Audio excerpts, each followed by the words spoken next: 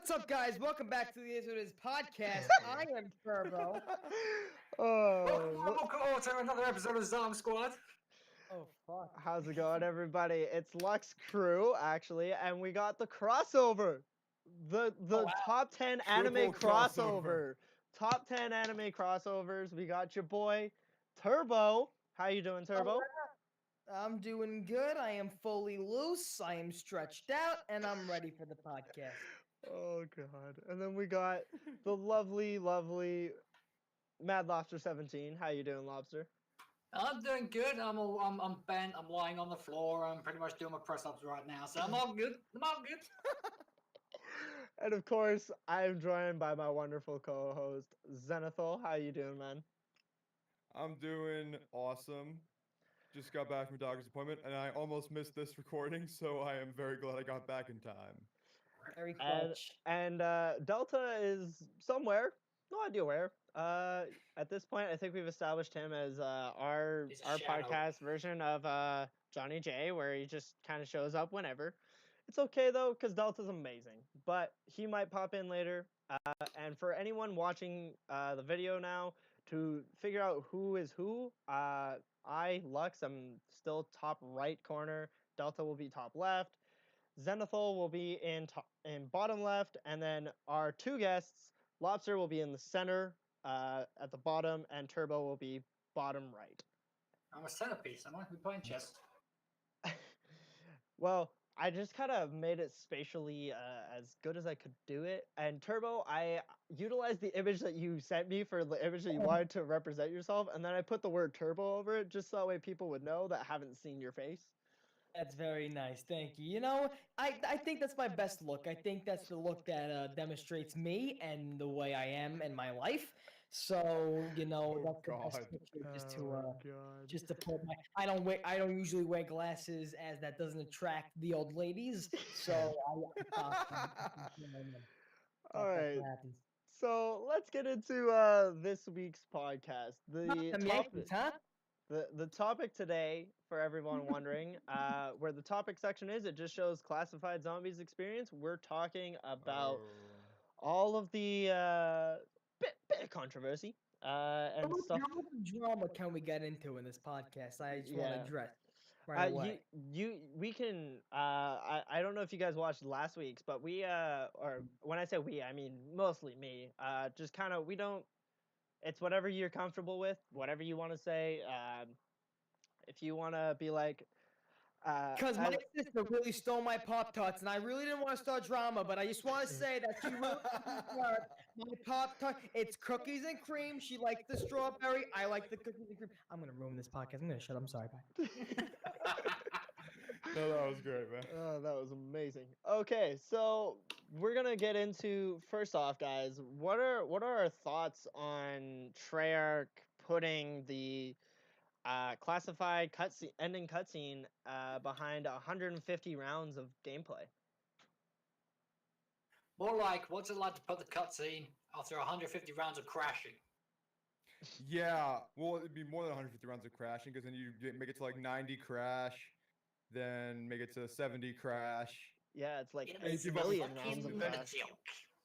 Then give up and do the glitch, and then you get to the 150, and then you feel horrible about yourself. I'm not really familiar with what the glitch actually is. So the glitch that Okay. I know of is that you can make it so that way you can make your game confused. So you're actually in a game of mutations, and you have mutations, so you have extra health, all that kind of crap.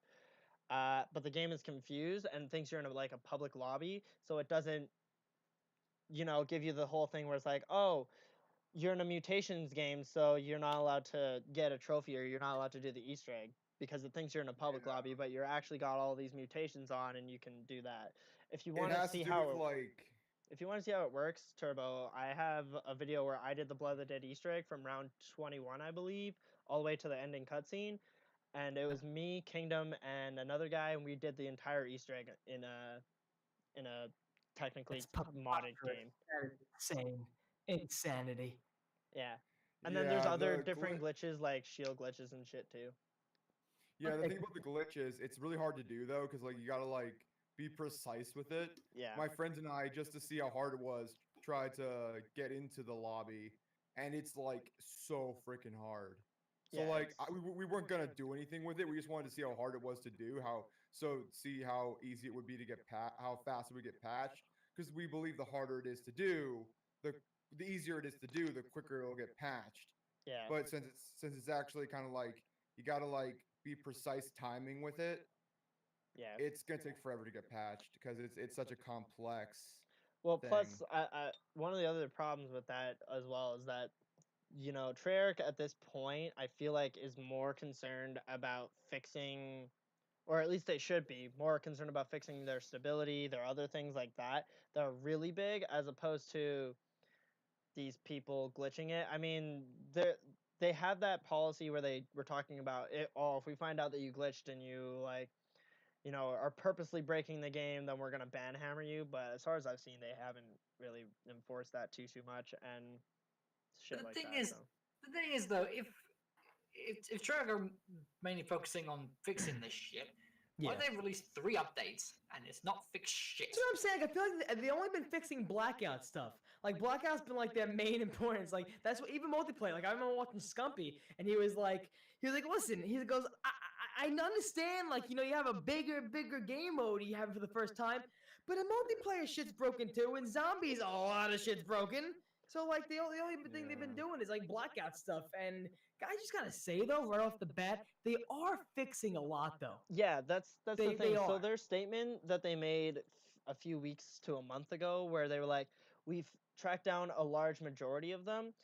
The thing that people I don't think quite understand about how game sort of not only development works, but also like game crashing, is that games crash and break in certain ways and certain times that you don't really see. So them saying, "Oh, we've tracked down the majority of them," that means the majority of the ones that they knew of. So like it might break when you specifically buy this perk at this specific time with these sorts of things going on. Like this is the thing for me, right? I honestly haven't crashed in Black Ops 4 Zombies many times, and the ones that I have had, most of them have been um like ones that made sense. Like I crashed one time on round 1 on Voyage, but I was using all of the mutations like possible, and thus like all the doors were open, the power was instantly on, all the pack-a-punches were usable, like all that shit. So I was like, okay, I probably overwhelmed the game because a shitload of particle effects are all firing off at the same time. That happens with games that have been out for 10 years, 20 years. That happens all the time for all sorts of types of games. So there's a lot of those things to consider, and to say like, yeah, it's broken still is completely true, but you also got to consider that the game's going to crash 20 years from now because of the fact that at the end of the day no game's ever going to be without crashes, even if they're like, yeah, the stability is as improved as it's going to get, and you might get to a point where you're going to not have as many crashes, and I definitely hope we achieve that soon, but the game's going to crash still for the next ever. Okay, I just want to expand on that a bit. I actually said this in when I was on Zone Bros. It's there are so many things that can cause these crashes, but the thing that really gets me is it can be something from as simple as pack-a-punching a gun to as complex as using all of the mutations. There is never a set thing that causes these crashes. Like you could be running through a corridor, nothing around you. Oh, look, it crashes. Like I think that's the thing that annoys me the most about these crashes. They happen spontaneously and just so random. It's ridiculous. Yeah, and that's kind of what I mean is, so people being like, "Oh, Treyarch lied to us when they're saying that they're fixing it." No, it's more likely that they've fixed the things that they've seen, but they can't see everything, first off, and second off, what they can see is only a limited perspective of things. So I get it, and I understand that it's very frustrating, because the one time I had a really, really frustrating crash was when me and Zen and Casually Clutching were playing Oh yeah. when we were doing Blood of the Dead and we were trying to do the Easter egg legit. We were on round 30. We just got into 35 and then it crashed. That was angering because we got to 35 and we were trying to do this damn Easter egg and then it crashes. And I get it. So, but you also got to understand that like these guys are only human. They're trying. And a lot of the things that come up and a lot of the like complaints and stuff are just things where it's like you just need to have some patience. And also, I want to welcome now my boy Delta. He's in our chat now. He's here. How you doing, Delta? Liam's body is a temple. What? All right. That was something. That was good. Thank you. Okay, so I think here's what how when you guys were talking, I was thinking about. So when you're playing zombies, right, in Black Ops 4, you're playing zombies, you're having a good time, and then you get the crash, you get the blue screen, right? Mhm. I was playing Blood of the Dead with my friends, and we were trying to do the Easter egg. When I tell you, first of all, doing the Blood of the Dead Easter egg is like getting a hemorrhoid. It really is. And second of all, when you have the blue screens happening, when you're just about to do a step or you're just about to finish a step, it's like getting kicked in the nuts. So my message with this whole entire thing is this. Treyarch is doing their best job trying to fix stuff. The one thing I do gotta say though, throughout this whole entire, time period of, us struggling to talk about problems and stuff like that, Milo has shown us that he doesn't give a fuck what Activision thinks about him. Not one can in the world. Now he does in a sense, however, Milo, I gotta give props to him because he's actually speaking his mind and he's not saying to himself, you know what, let me not say this because I might not get invited next time. He's not saying that. And He's that's not what I holding like. anything back, Okay, basically. so I wanna Exactly. comment on that very fast. Because here's the thing about Now, before how you go with that comment, if you already have a tainted opinion on Milo, this is not gonna help it. I This think is- Milo's pretty nice. this is true, but here's my thing, right? Okay, I'm on record saying that I actually really think Milo is a very smart individual and has a lot of great qualities.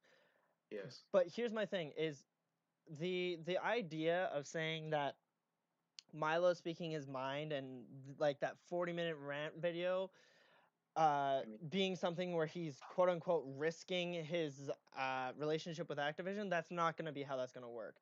Here's the reason that why kinda is, though. what I mean, that kind of would be though.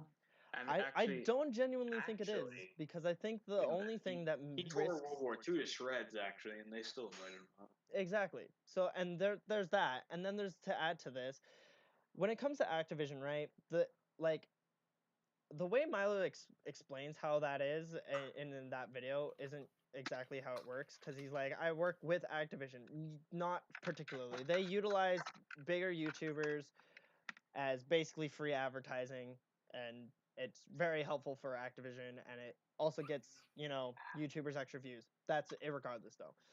But the only thing, in my opinion and in my book, that Activision's going to look at that will make them not want you, me, or Milo, or anybody to not be involved with early reveal events and things like that, and meeting Jason Blundell, all those things, is if you do something really, really, really stupid. Like criticizing them, I feel like at the end of the day, isn't gonna make them not want you around, because one, they should be welcoming criticism no matter how harsh it is, and two, like unless your criticism is very, very completely just like being a dick, again, there's no real issue with it.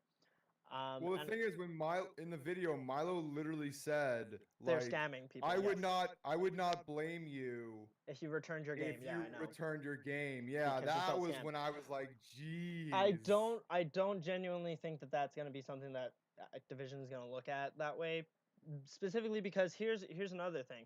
Is Activision, in one sense, needs to care about what people are saying about their game, because of the fact that if they don't listen, then people will abandon the game. But at the other time, in the other breath, I will also say that Activision probably also has a lot of things that don't really give a shit about what you say. Look at microtransactions. We've been complaining about microtransactions for Activision, EA, every company out there for years, and it's not going away anytime soon because of the fact that they money. Exactly, it makes them shitloads of money. They don't give a shit. Yeah. So there's People plenty still of things. People still use them. Exactly. There's plenty of things that Activision just doesn't really give a shit about what you, me, or anyone else is going to say about it. Whether it's Milo or if it's the president of the goddamn United States, who also speaks. Oh, his he already mind about made his random opinion shit. on video games clear. Yes, I we mean, know. they don't want bad images though. They don't want the like a bad like person representing their game and stuff. But that's the thing, is that's what I'm saying though, is the only way that they're gonna look at somebody as, oh, this person is being a bad representation of like our game, is if, like, say for example, someone like what happened recently with the gaming revolution, where everyone's thinking, okay, he's made a few sexist comments. They're not gonna welcome the gaming revolution out to the reveal event, right? But someone like Milo, who's just criticizing them and speaking his mind about the fact that he sort of feels like Black Ops 4 is a bit of a scam, that's not going to be something that they're going to think is like, oh, that's the worst thing he can say. And like, you know, that is breaking the back. Especially considering that realistically for Milo, even if he doesn't, like, even if this does completely ruin that relationship and he isn't allowed to go to pre-release events or anything like that anymore, it's not really going to affect his channel that much. It'll make it so that way he doesn't get as many views because he's not going to have the early access gameplay on his channel. He's not going to have as many Jason Blundell interviews, if any.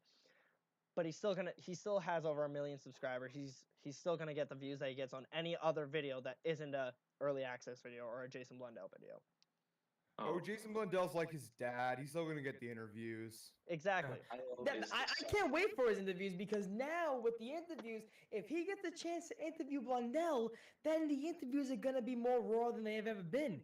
So he's going to ask him the questions that are like the ones he's tweeting out, stuff like that. Yes, of course, but in front of him, he might word them differently. But I have 100% trust in Milo that he's going to fucking just not lay it on him in a harsh way. But once again, be legit. Like, what do you think, what caused, the unfinished things, worked on in Zombies, like what were the decision making behind, having to go to 255 but then changing it to 155 or whatever, 150. Like what made, I can't wait for Guy that. said it best.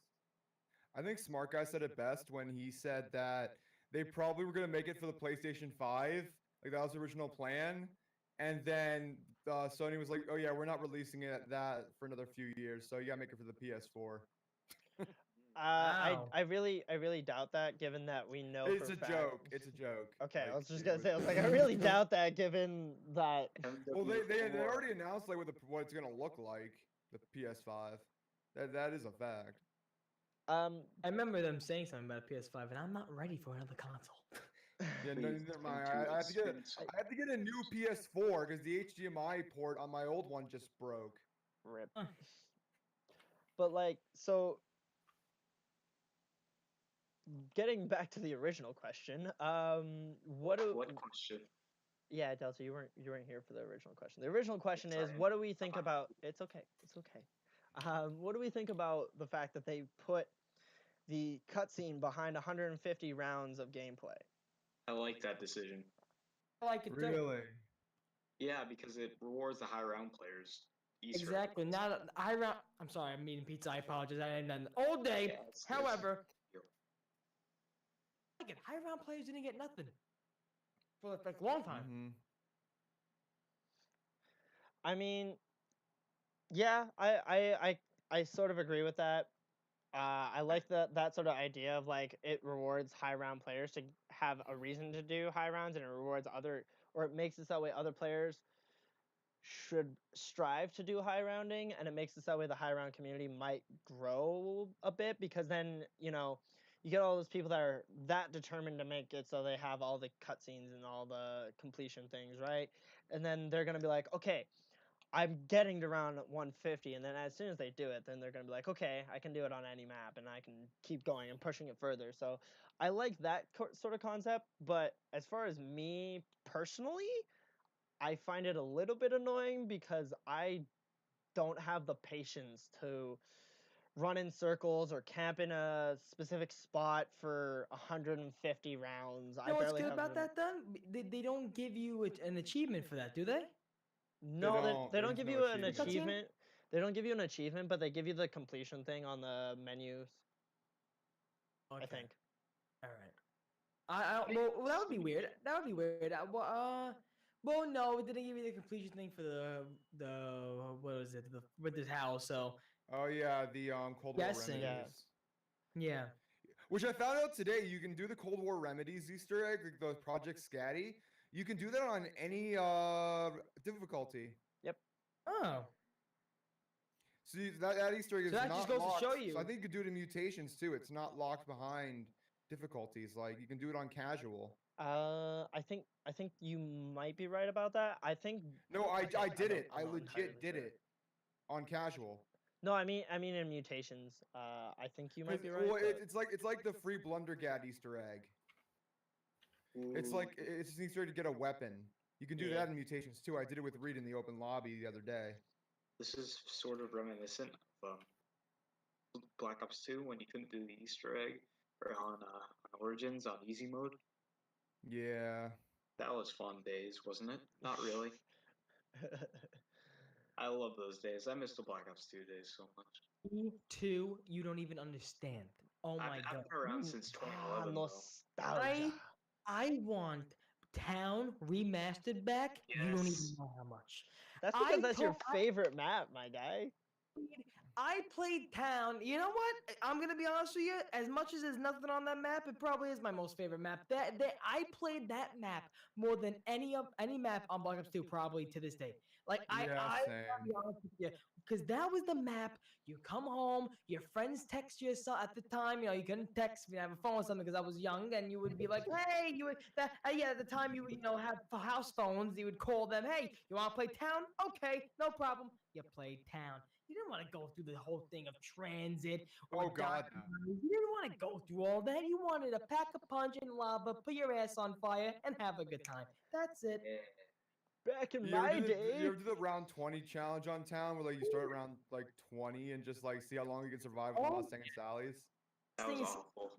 Back in Remember my all day. the old YouTube videos where it was like how to get the blue eyes and 2 shotguns? You have to go on round 20 on Town, upgrade the Mustang and Sally's, go on top of the stairs and just kill zombies for as long as you can survive. And try to have like a ratio of like 2,000 to 1, like 2,000 kills, 1 down. But that's crazy. Then so Die hard. Rise came out and I stopped playing zombies up until BO3 Zombie Chronicles. I don't know how the hell you Back Is it in not- my day, we didn't have Black Ops 2 yet. We had World at War, and Hey, we I would go was a home. World at War vet too. I and just started we playing would at go Doritos. home, I started and we playing would in try and play to 2009. get to round 20, and that was considered a high round.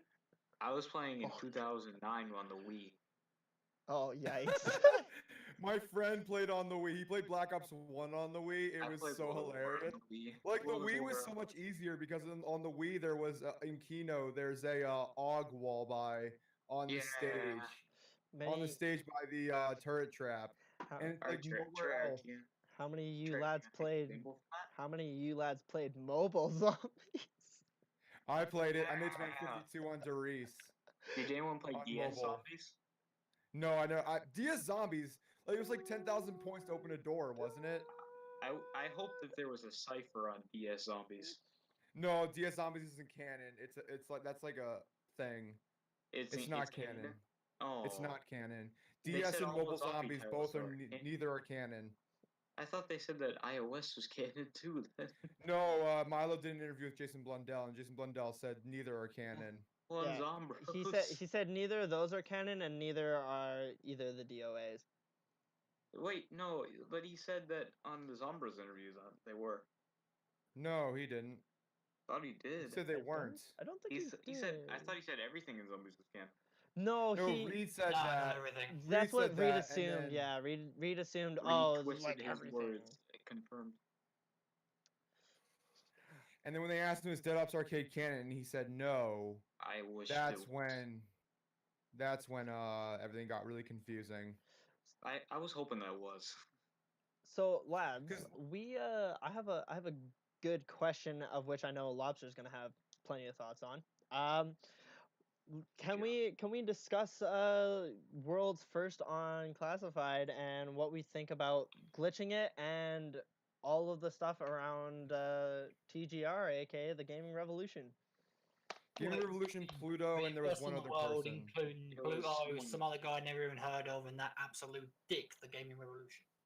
I don't think he's that bad, but He fucking is. I fucking hate the guy. All right, I cannot stand him. go on, boy, Lobster. Go on, Brennan versus Lobster. real fast here. We're running out. That's okay. I totally. I don't really feel like having a bridge with the gaming revolution is that important, honestly. I want to Honestly, speak my seriously, mind before Mad Lobster goes in. Okay. Okay. I just want to say this, that Alright. I know Gaming Revolution and Pluto, not the other guy that very much well. I talked to each of them. At one point I've talked to them in my my path of trying to grow as a YouTuber, and I know each of them. Always known to do sketchy stuff and say sketchy things or be involved in drama related situations. So I always kept a little distance from him. Pluto seemed like a nice kid, very nice kid. I mean, I still have him on Twitter. I still follow him because I don't think actions that involve a video game should describe a person, in my opinion. Oh no, definitely not. Yeah. What you call it? So my whole answer on the whole first in the world thing, and I haven't spoke on this. This is probably gonna be something I speak on the Saturday, but I'm going to say this: the first in the world whole thing. Think that should be considered first in the world? No, I don't think that should be considered first in the world.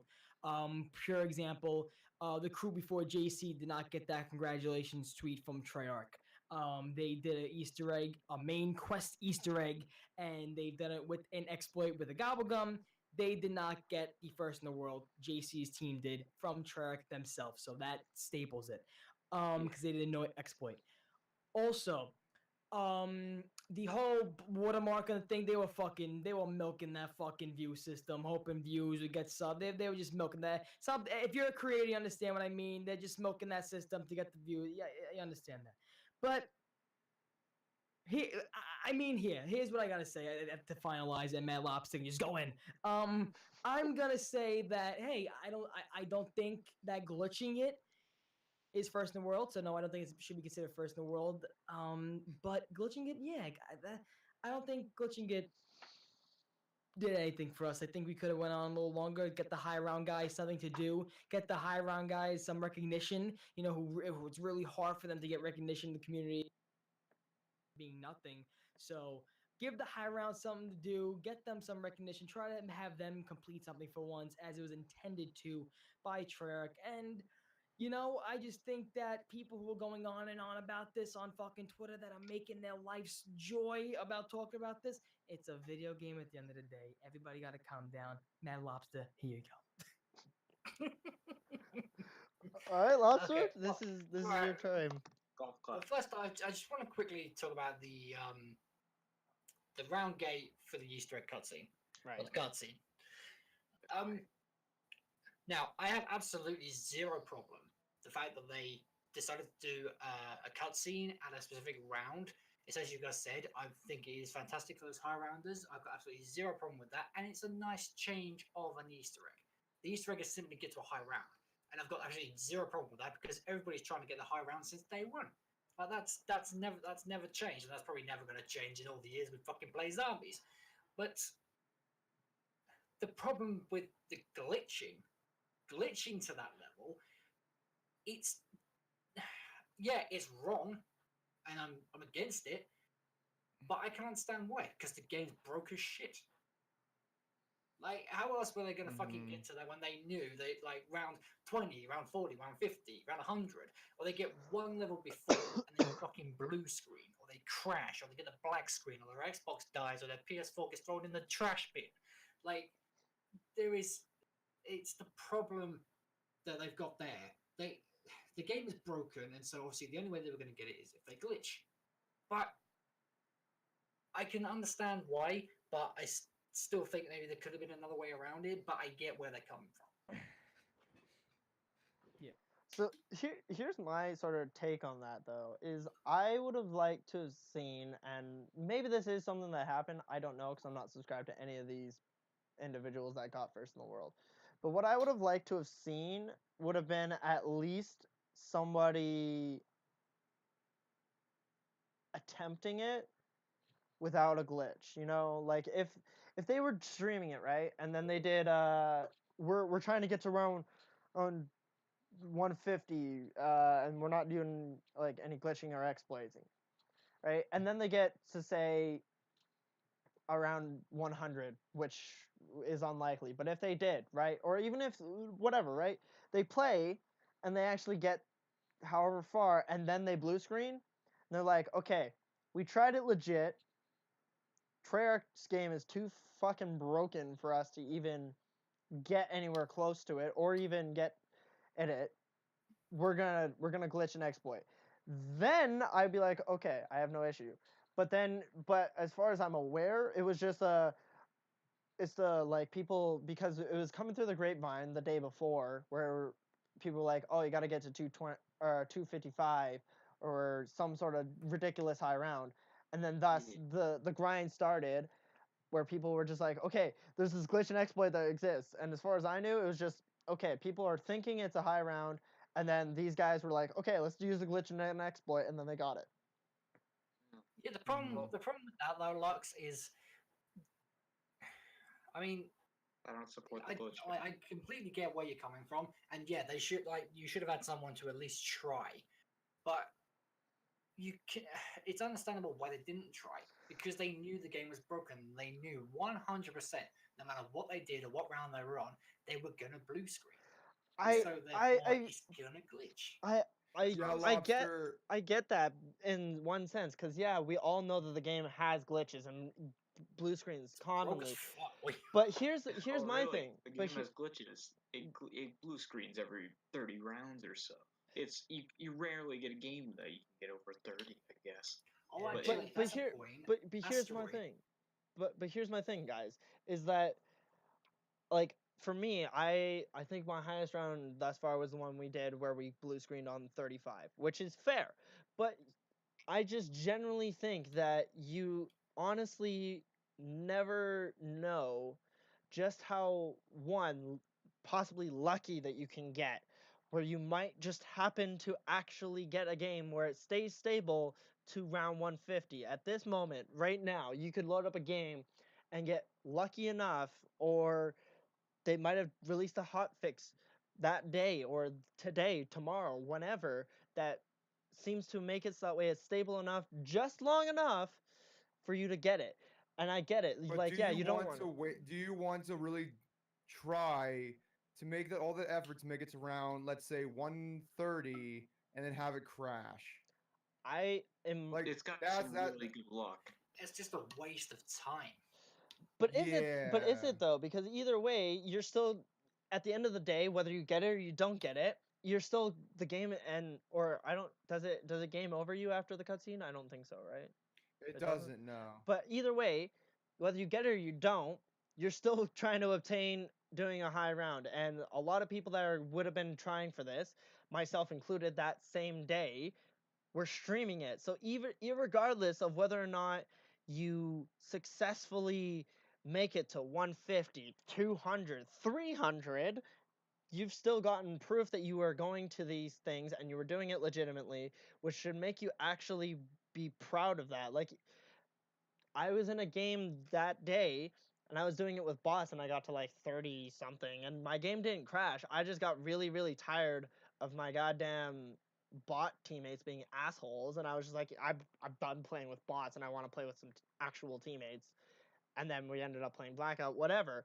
But I genuinely was more proud of actually doing that way than using mutations and using a glitch or an exploit, because of the fact that even if it did blue screen, I was like, if it blue screens on me and I'm in like 80, 90 or somewhere high up, I'm going to be upset. Yeah.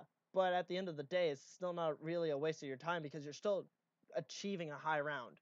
And you have proof that you went to that high round. Just for the cutscene, if you don't care about high rounds, then yes, you are wasting your time because you're going for the cutscene and that's it.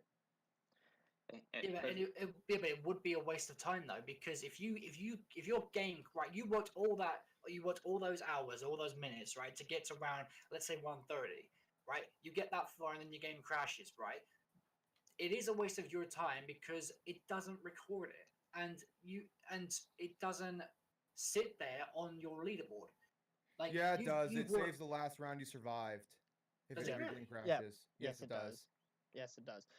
That, and because of the fact that I understand what you're saying, where you're coming from on that, Zen, where it's like, yeah, if you're going for the cutscene, you don't really give a shit about the high rounds, you're just upset. But at the same time, I think it's more about the fact that you're just like, it's one of those things, right, where at the end of the day, all the people that are going to be going for these ending cutscenes and things like that, they're genuine fans of zombies, and they're genuine fans of actually caring and playing this game. So thus, even if you're crashing at 130, 149, the last zombie kills you, right? Like, let's say this, right? Let's say the game is stable enough and you get to round 49, 149 and the last zombie kills you and you don't get the cutscene. Are you still going to consider it a waste of time? Yes. Yes. But that's the thing, pretty is you're much. still think inputting so, that like- effort, and you still have the chance of dying on 149 without a game-ending glitch. It doesn't make a difference, because at the end of I'm the day, so you're upset, playing though. this. Either way, though, you're still playing throw my this. controller. I'd be like, And- I and spent so much time doing other I throw my things. bad controller like another certain YouTuber. But either way, though, guys, you're Where's still the playing. controller? You're still Well, playing. it's like You're a still battle. playing, and you're investing your time, irregardless of whether or not the game crashes or not. Like, yeah, that sucks, and I get that. I'd be upset too. But at the end If of the you're day, having- you're if gonna you're keep having fun, investing though, that time. if you're having fun going for it and saying, "Wow, hopefully I get it this time. Hopefully this game doesn't crash this time," and you crash, and then you get to the point where you're mad and you don't want to play no more, that's on the players. The players, that- that's not, that's like, true. Yeah, I exactly. understand. I understand. You can. I understand you can, be upset that the game's fucking broken and why is it even crashing in the first place. Yes, of course you can be mad at that. But if you're mad at that point that it's gonna make you stop trying for it, then it's your decision. Yeah, and at the end of the day, you're gonna keep investing your time into playing the exact same mode, the Exactly. exact same way, 100,000 times over because you enjoy the mode.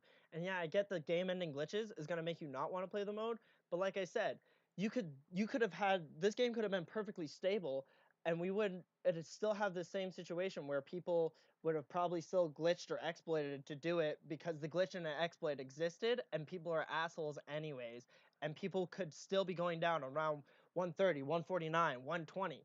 It's going to happen anyways. And yeah, you're going to feel like you've wasted your time, but at the end of the day, that's every single game of zombies that you don't get the ending cutscene and the game over screen. You're still going to feel, every time you down in zombies and you lose the game, you're still going to feel like you wasted your time.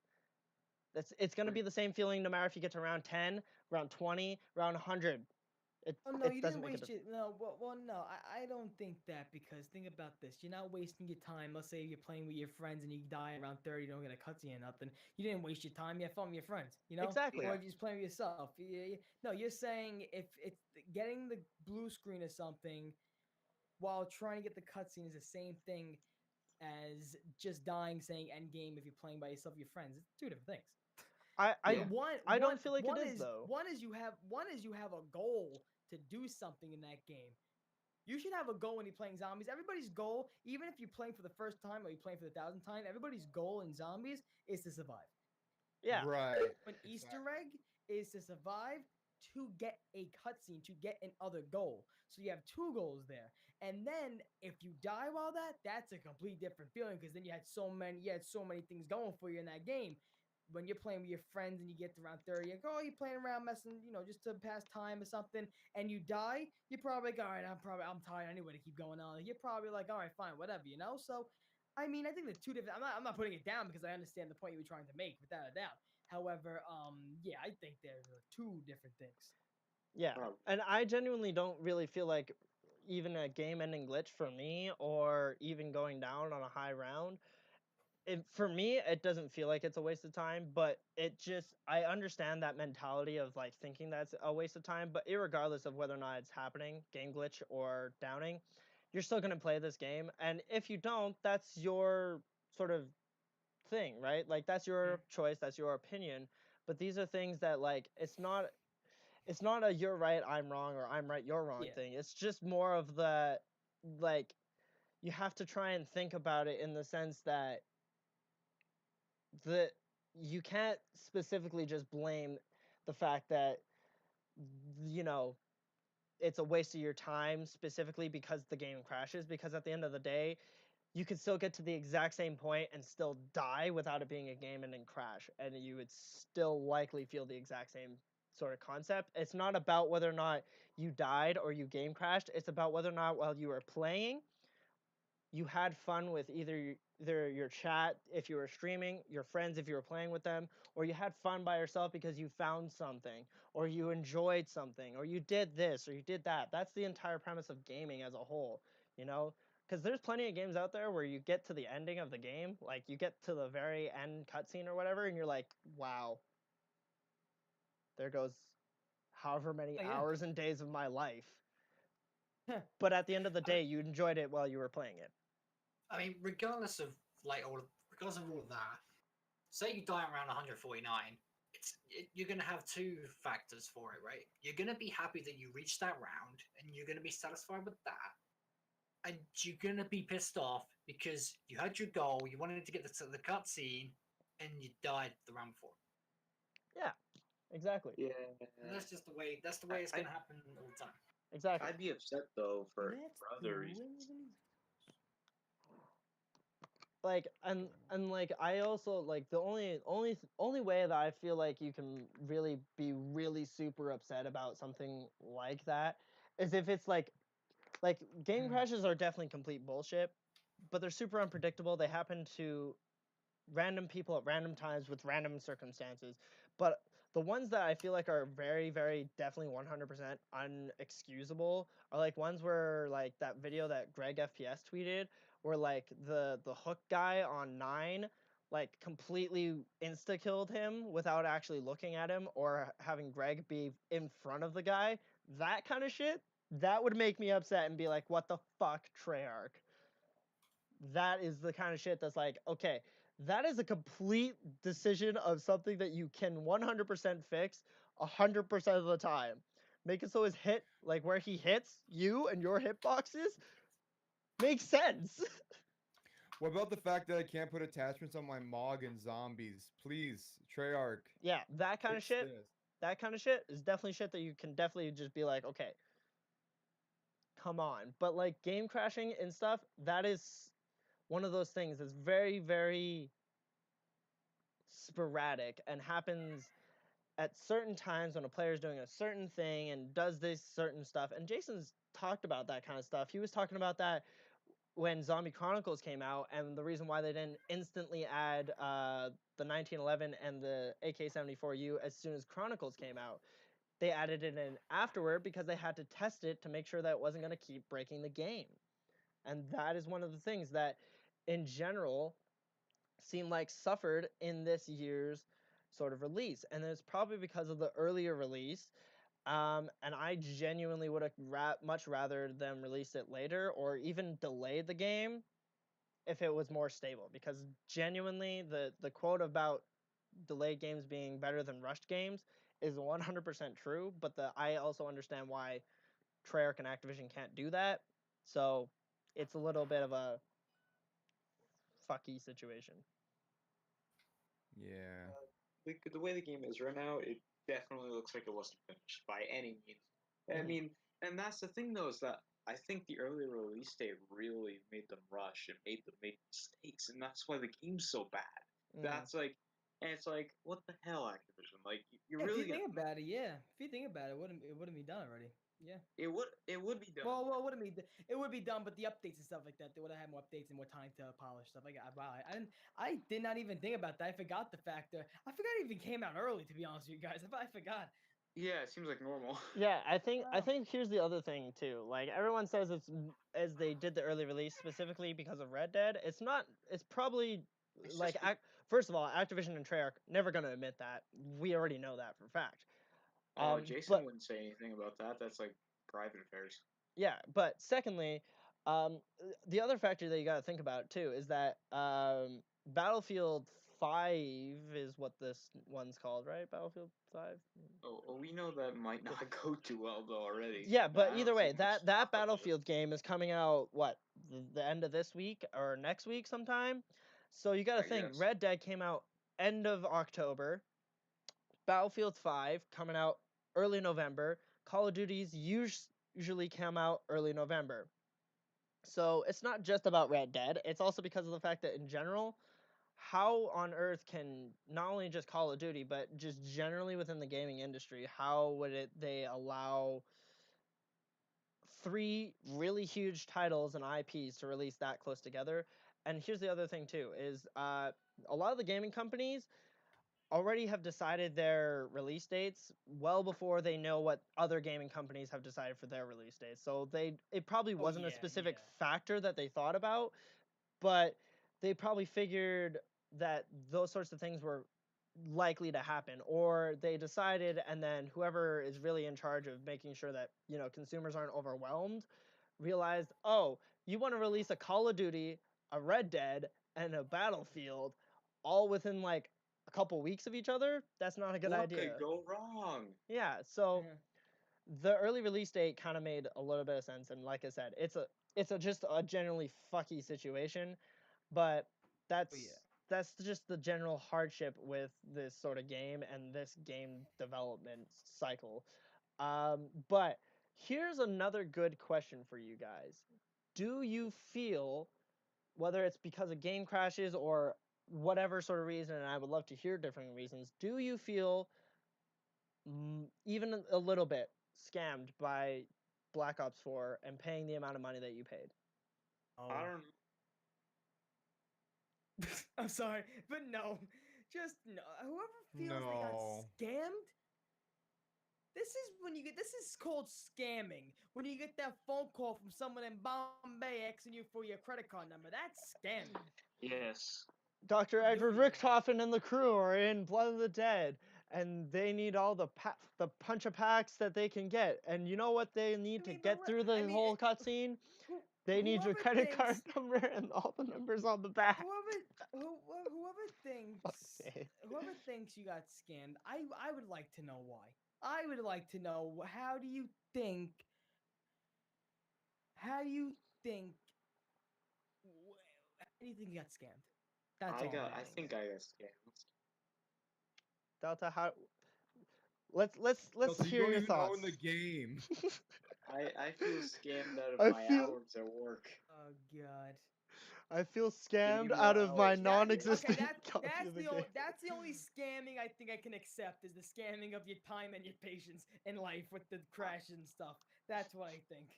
I'm scammed because of work though, because they need to give me more hours. That's it.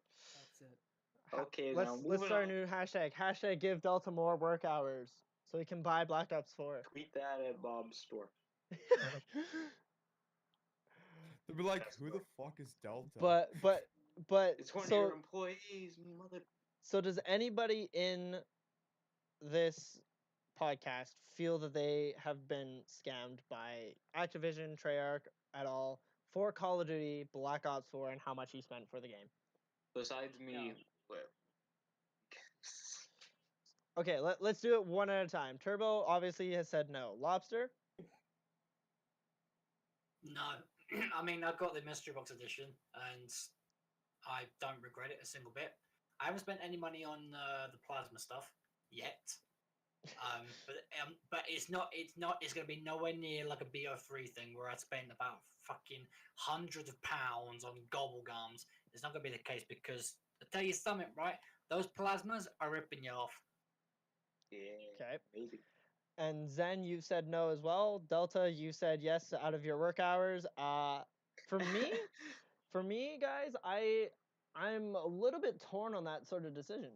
And it's not for the sort of reasons that people tend to think. It's not because of blue screening or anything like that. For me, it's that as somebody that plays a lot of other varying games, like Call of Duty isn't the only game I play. I play a lot of different types of games. And for me, I don't know why, like, it's part of the reason I feel a little bit not scammed, because that's not the right word at all. I don't feel like I wasted my money, but part of the reason I just feel so about everything is mostly because of how the community is. Because despite all of the crashing and all of the things that Treyarch has for this game, people, yes, they're complaining loads about the crashes and stuff like that, but people, I don't feel, have really picked up on the fact that there isn't a whole lot of new stuff as far as gameplay, like, stuff is concerned, and there isn't a whole lot of real innovation. Excuse me? What? I was thinking that too. I was like, what are you just saying? Excuse me, Lux. There is so What? much I'm leaving. more I'm stuff. fucking leaving. Sound like this is- freaking Rizzo right now. Okay, so let's discuss this. we got a What do Rizzo you copy over here. what do you think is really brand new, innovative gameplay features and things that have never been seen, never been done by anything? Morse code, obviously. I think straight out of the gate, the 2 menu system, the perk screens, the perk system, the specialist system, the starting weapon system. I'm speaking Treyarch wise. Because I understand, Infinite Warfare and World War II, they implemented those systems. However, Treyarch has done it differently, where it's Treyarch's and it's their way of doing it. And the specialist weapons, nobody did that before. That's exactly what I mean, though. Is that all these systems that we are looking at, and even a lot of the new perks and the new perk effects, are things that if you're a gamer of all sorts and varieties, I understand that, though, none of it is new. It's all shit that's been you're playing, played off as innovation, but it's not. First of all, more people are playing Black Ops 4 right now than they were World War II last year. The first month in, people were not playing World War II. That is specifically because of the fact that at this point, people have been conditioned for the last. When did Ghost come out? About 6.5 years ago. 2013. I know the rabbit hole you're trying to go down right now. They've been conditioned to only want Treyarch games, and Treyarch is the king now. That is absolute bullshit. I don't want it. How's it bullshit, This is your Lobster? podcast, and I'm sorry, but I feel like you have like the only and listen, and that's fine though. That's fine.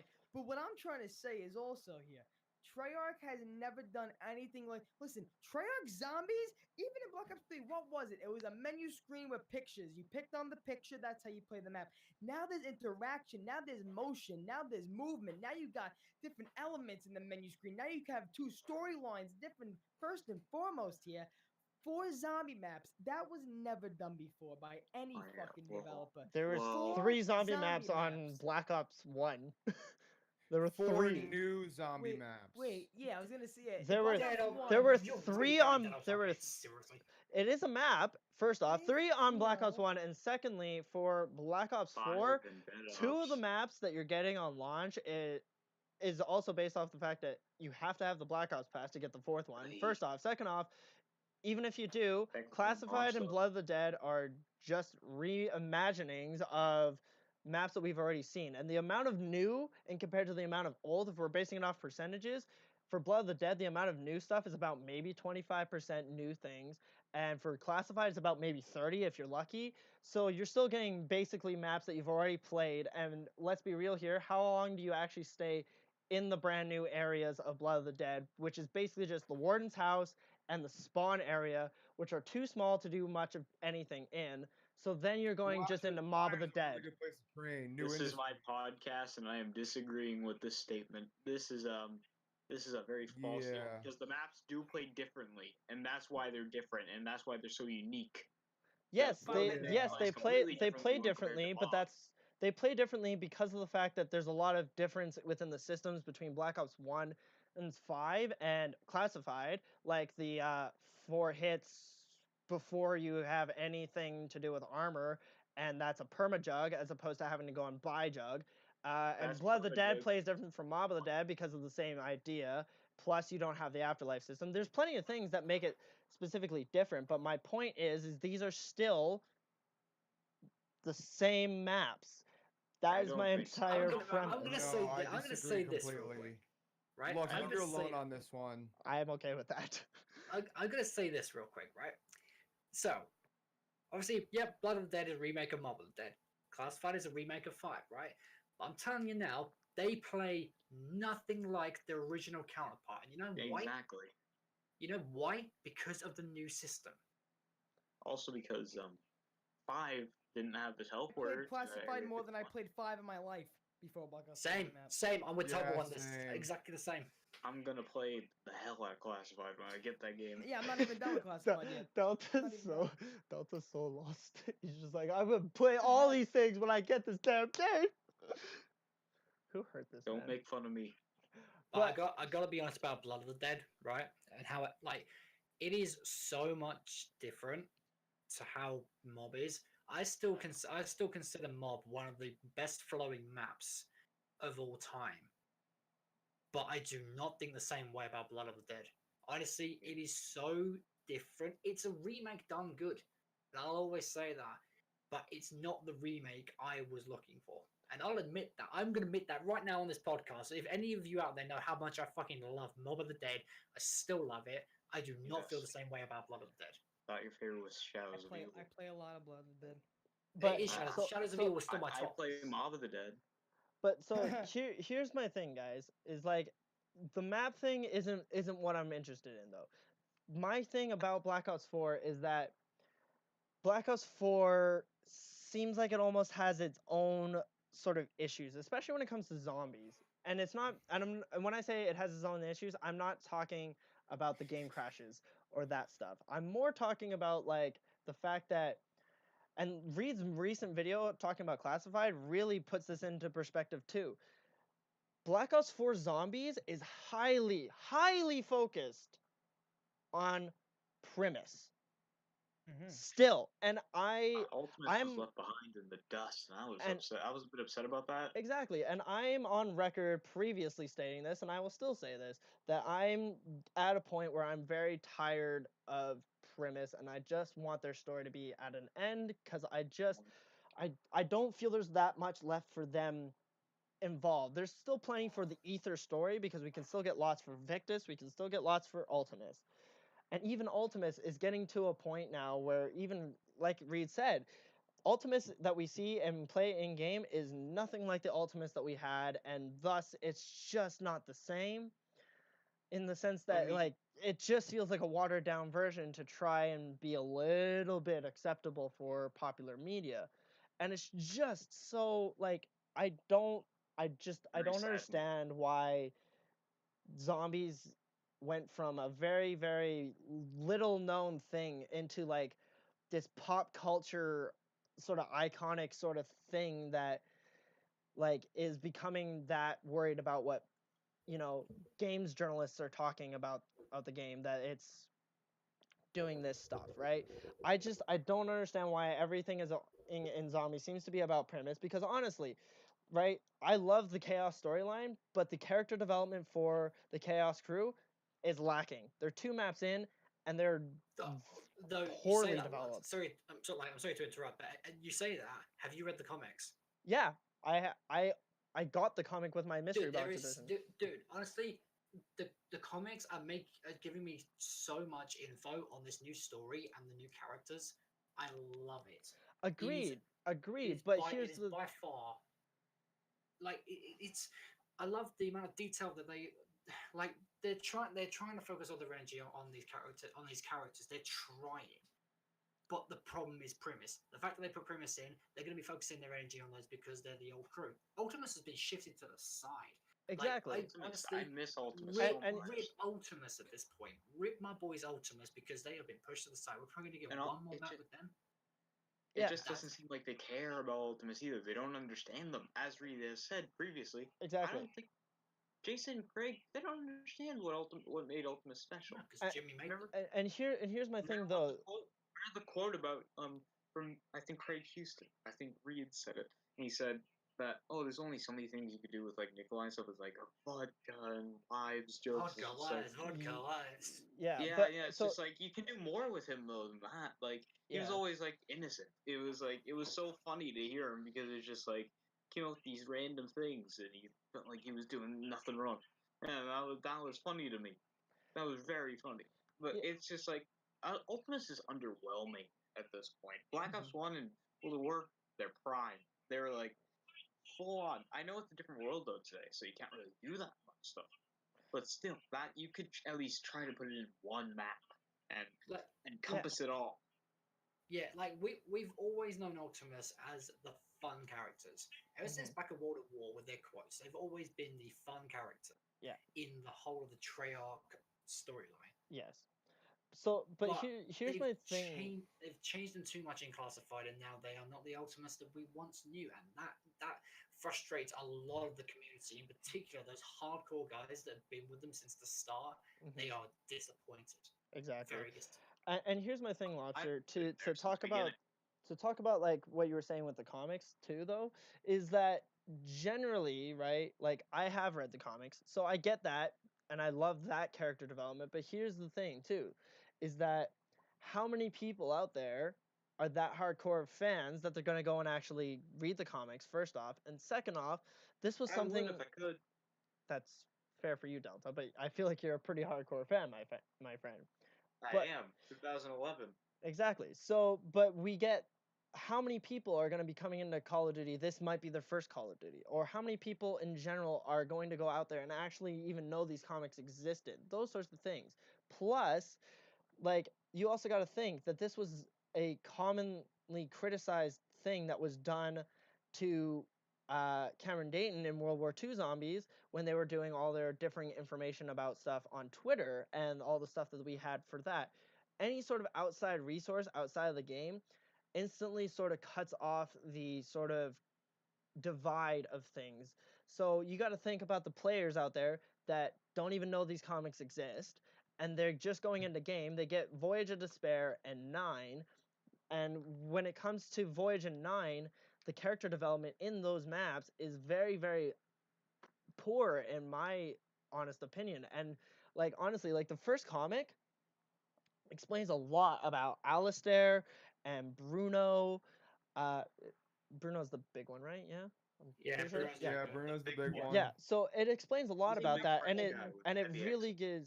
really gives a lot of context behind a lot of Bruno's quotes being about like I owe Alistair my life, I will do anything to make sure his daughter lives, stuff like that. Like all those things are put into context by the comic, but that's the issue is that because of the fact these comics exist, you're never gonna see an in-game sort of anything to that. So anybody that doesn't read the comics is gonna be stood there like, I have no idea why you think that at all, but I will just accept it because it doesn't make any sense, my guys. And that's my issue, is that for anyone that's not a super hardcore fan, the Chaos Crew looks like garbage. I mean, but that's the thing, though, is that they're going to want to find out more about them. Now you say that because the quotes are so mysterious. Right? I feel like that's an opinionated answer that they look like. Like you said, like I understand where you're coming from with that, Lux, right? But the thing with that is, and the argument I have with that is that they could explain it in a DLC map, and we don't know. Yes, 100% they could, but the likelihood of them doing that after they've already released a comic where they explain it is not likely. Like, do you think that we'll ever receive any sort of DLC explaining any of the stuff that we saw in the comics to do with the Victus crew and stuff like that? Like the only like here's another thing too, right? You know, in Blood of the Dead, we have the Victus crew on ice in the pods. To anybody that didn't read the comics, they're confused as fuck. They're just like, why? What? When did that happen? Okay, that's understandable. So, but I mean, everyone's like seen the comics at this point, though, haven't they? Like a lot of people have. But here's the thing, though: is there's plenty of players out there that are not going to have read the comics, and that is one of the main reasons that again circles back to what we were talking about why how Milo and the likes of him aren't ever going to be really that excommunicated is because YouTubers and their sort of stuff where they break down the comics does wonders for Activision, because you got to think how many players out there, if they get really fucking confused, where do they go? They go on the internet and they go, how the fuck is Victus in these fucking pods? What? It doesn't make any sense. And then they find a YouTube video. And then they find a YouTube video where they're like, oh yeah, there was a comic. There was like a whole comic series. So like YouTubers is like the thing that bridges that. Now you're saying how people not knowing where Victus would be in Blood of the Dead, if it's a bad thing. Now let's just say somebody doesn't know a book this is in the Blood of the Dead room, right? And then they go and say to their friends, "Oh, who were these people?" And then his friend goes, "Oh, you don't know? You didn't read the comics?" And he's gonna go, "Comics? Call Duty comics?" And then that's just more zombies content that this kid has now. So when Agreed. you have game and then you have the zombies comic, it's even more content. So it gives them actually something to say, "Oh my god, what if I knew there was a zombies comic and I was playing Black Ops 4 Zombies and I didn't even know what the hell was going on and I knew there was a comic, I would be jumping right to that right away, reading them before I play again, and then that's it. It should give you something to fucking be excited for." I agree, Yeah. but at the same time, Treyarch shouldn't be relying upon the fact that I need, like, if I'm a brand new player, Treyarch shouldn't be don't think relying on the fact that I need to go and talk to my friend or go to YouTube and relying on me having to go to someone or something else besides their actual game to get a character development of their character. Unless whatever they do with the Victus Crew and Black Ops 4, if it has something to do major with the comic books and what they did in the comics, then yeah, I understand your point. However, if right now what they do with the Victus Crew after they're just seen in Blood of the Dead, then they do nothing with it, and then they just thought, okay, the people who think it's just somebody, if somebody has no clue what the comics are, they're in Blood of the Dead, and they don't have no clue what the hell's going on. They're like, okay, I guess there's just 4 people in Blood of the Dead in chambers. I guess that's the storyline to them. Then whatever happens, what Treyarch does to Vic, then that's the storyline, but it's still gonna be the same storyline they want. Yeah, that's for I'm Victus. calling it now. But that's right? for I'm Victus. calling it now. We are going to get a Broken Arrow map. I think so. Yeah. That's a good idea. Nuketown remastered. Yeah, hell yeah, that would be so good. Yes, 100% Treyarch, serious. hire I am 100% us. serious. We need We the need map. that. I Dire just Eyes. said, So down for that. video, 5th map, Nuketown Zombies with Victus. I want it really bad. Nuketown Oh, Zombies. actually, this leads into a good. Leads into a good thing I want to talk about. Did you guys see the Did you guys see the video? I think it was from Cold Zombies HQ, where there's the potential He's a could reliable get source. a Nuketown Zombies remake. Well, Lobster, he's not. He's a totally reliable source, you know. Cold Zombies HQ is honestly, I believe everything, and he is He's never very let down. clickbaity though. Okay, so burning that bridge aside. Clickbait. I'm Putting gonna burn the bridge if I Putting want that to, Lux, or burning chill, bridge aside.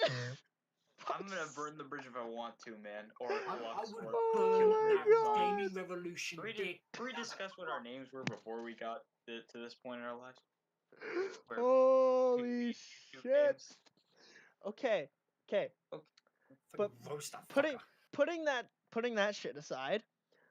I ain't putting that aside. To Lobster's question, I did see the like thumbnail of it and like the video title or something along those lines, either on Twitter or on YouTube. I did see it. Didn't click on the video, didn't watch it because I don't watch a whole lot of stuff about that, if I'm completely honest with you. But here's my thing. I definitely 100% would be so down for a Nuketown Zombies map if they add in something along the lines of Broken Arrow. So you know how in Blackout you get Nuketown Island where you can actually utilize the underground bunker and then there's more shit all over the island? I want that, but it's actually zombies and all the buildings aren't broken. And then maybe off in the distance, so instead of it being an actual island, but make it like, I'm thinking like it's almost like an Origins size map where you have the main Nuketown area, and then you have the driveway that you could never get onto in multiplayer, and then it's, instead of going that way, you go through the house that's technically in the middle of the normal MP map, and it like, after you do some sort of stuff for like the quest or like whatever after a certain round, the house like blows up, and then it opens up to a new area, which is Broken Arrow's like research facility underneath it or something. That would be fucking great. We open the Nuketown bunker and then get overrun by zombies in a cutscene. Or even better, do that in the cutscene where like the house blows up and then like the rest of Victus, like, or like Ultimus or someone goes and finds out that Stuhlinger is still in the Nuketown bunker. That would be crazy. That was Marlton. Yeah, sorry, Marlton. Either way, just like something blows up, they go into the bunker and they're like, "Oh, hello, Marlton." Zen's computer crashed. All right, Zen. Well, Rest in Right, peace. Tobo, what do you think? Is this the real life? Is this Just just fantasy. Don't get me started. Don't get me started. Caught in a landslide. No escape escape from from reality. reality. Let's not get copyrighted. Oh, there Oh. goes Ed. We're not gonna get copyright for just singing the song. If I go on my phone and then get the music from my playlist and play it right now, you probably would get copyright. I will mute you. The skies and sea. Okay. So, but Can we just okay, talk about so the Queen movie for a minute? I did not see it yet. I haven't I- seen it You yet. want to see it? Because I do as well. I have not seen it yet, but my girlfriend has seen it, as has my brother, and they all said it was fucking amazing. So, Okay, then you're gonna have to see it. All right, we're But, gonna have to do a meetup with the fans of this series. So, Hell yeah. hey guys, you wanna go meet at the movie theater? I can rent it out for a day. It'll probably cost a lot of money and make you go bankrupt, but Rent it out for the day. You're a funny one. thank you, Turbo. You are also very But- funny. but so Delta, what do you, regardless of the fact that it was COD Zombies HQ, what do you think of the prospect of a Nuketown Zombies map, whether it's Victus or whoever? It's my second favorite map of all time, so I'm gonna love it. All right, Turbo. I'm gonna love it. I miss Victus so much. I would love it.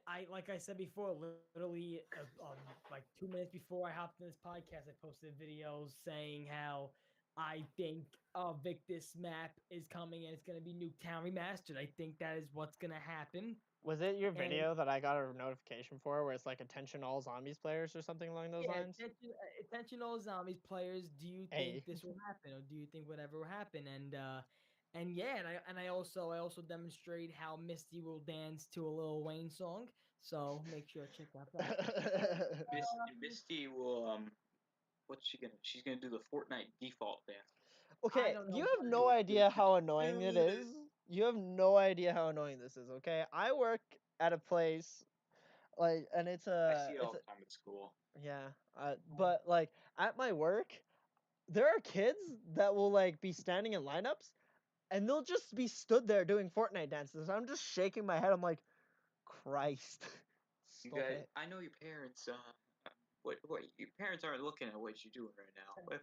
If they saw this, they'd be like, "What are you doing, kid?" Bind it. It's just so weird. Oh, gee. Okay, Zen is gonna sign off for now, I guess. All right, so we'll see Zen in the next one. Zen, it's nice knowing you, man. Good, you're a good co-host. We'll see you soon. So here's the next thing I want to sort of touch on, guys, is what do we think, like how many DLC season predictions kind of thing, like do we think we're gonna receive like that old rumor that we were getting where we're gonna get 2 maps every DLC, or we'll get more than just the base 4 DLC maps? What do we think might happen? Black Ops Pass is going to. This is my predictions. I'm not saying like it's official. I'm saying that I even said it on the podcast when I did with Greg. We all agreed that, well, we didn't agree, but we all think something has to do with the Black Ops Pass. With the Black Ops Pass, it does say 4 zombies experiences when you get the Black Ops Pass. Now, like 4 zombies experiences throughout the whole year. So that's saying 4. So that's saying 1 every DLC. We usually have 4 DLCs. So that'll be still 1 map. However, with the original game, I'm thinking that there is gonna be a system to where an Ether storyline map gets released only with the Black Ops Pass, and if you have the Black Ops Pass, you can play it. And then the maps with the Chaos storyline, we're gonna go back to the old system where you can pay for separate things. The store's gonna have the DLC map with the Chaos storyline. You want it, you gotta pay for it. It's the same thing if you were paying for the DLC, $15.99, and if you pay for that map, whatever the case may be, for multiplayer, what they want to price it, if it's only zombies, multiplayer, whatever the case may be, for that DLC season. I am thinking the DLC season is going to be changed so much of Black Ops 4, in my opinion. However, I still think we're getting 2 zombie maps per DLC and 1 Chaos, 1 Ether, and change your mind. I mean, 2 zombies master DLC is going to be a lot of work, though. With the amount of work that they already have to put in right now, that's going to probably be a little bit harder than I than would be foreseen. And that's the worrying thing, is that I don't think that's going to happen, but it's a really good possibility. I do like that. One thing I will say right now is why would they put it in the menu screen if there wasn't, not gonna get 2 maps? One thing I will say right now, like right off the bat, if I end up being wrong, I kind of will.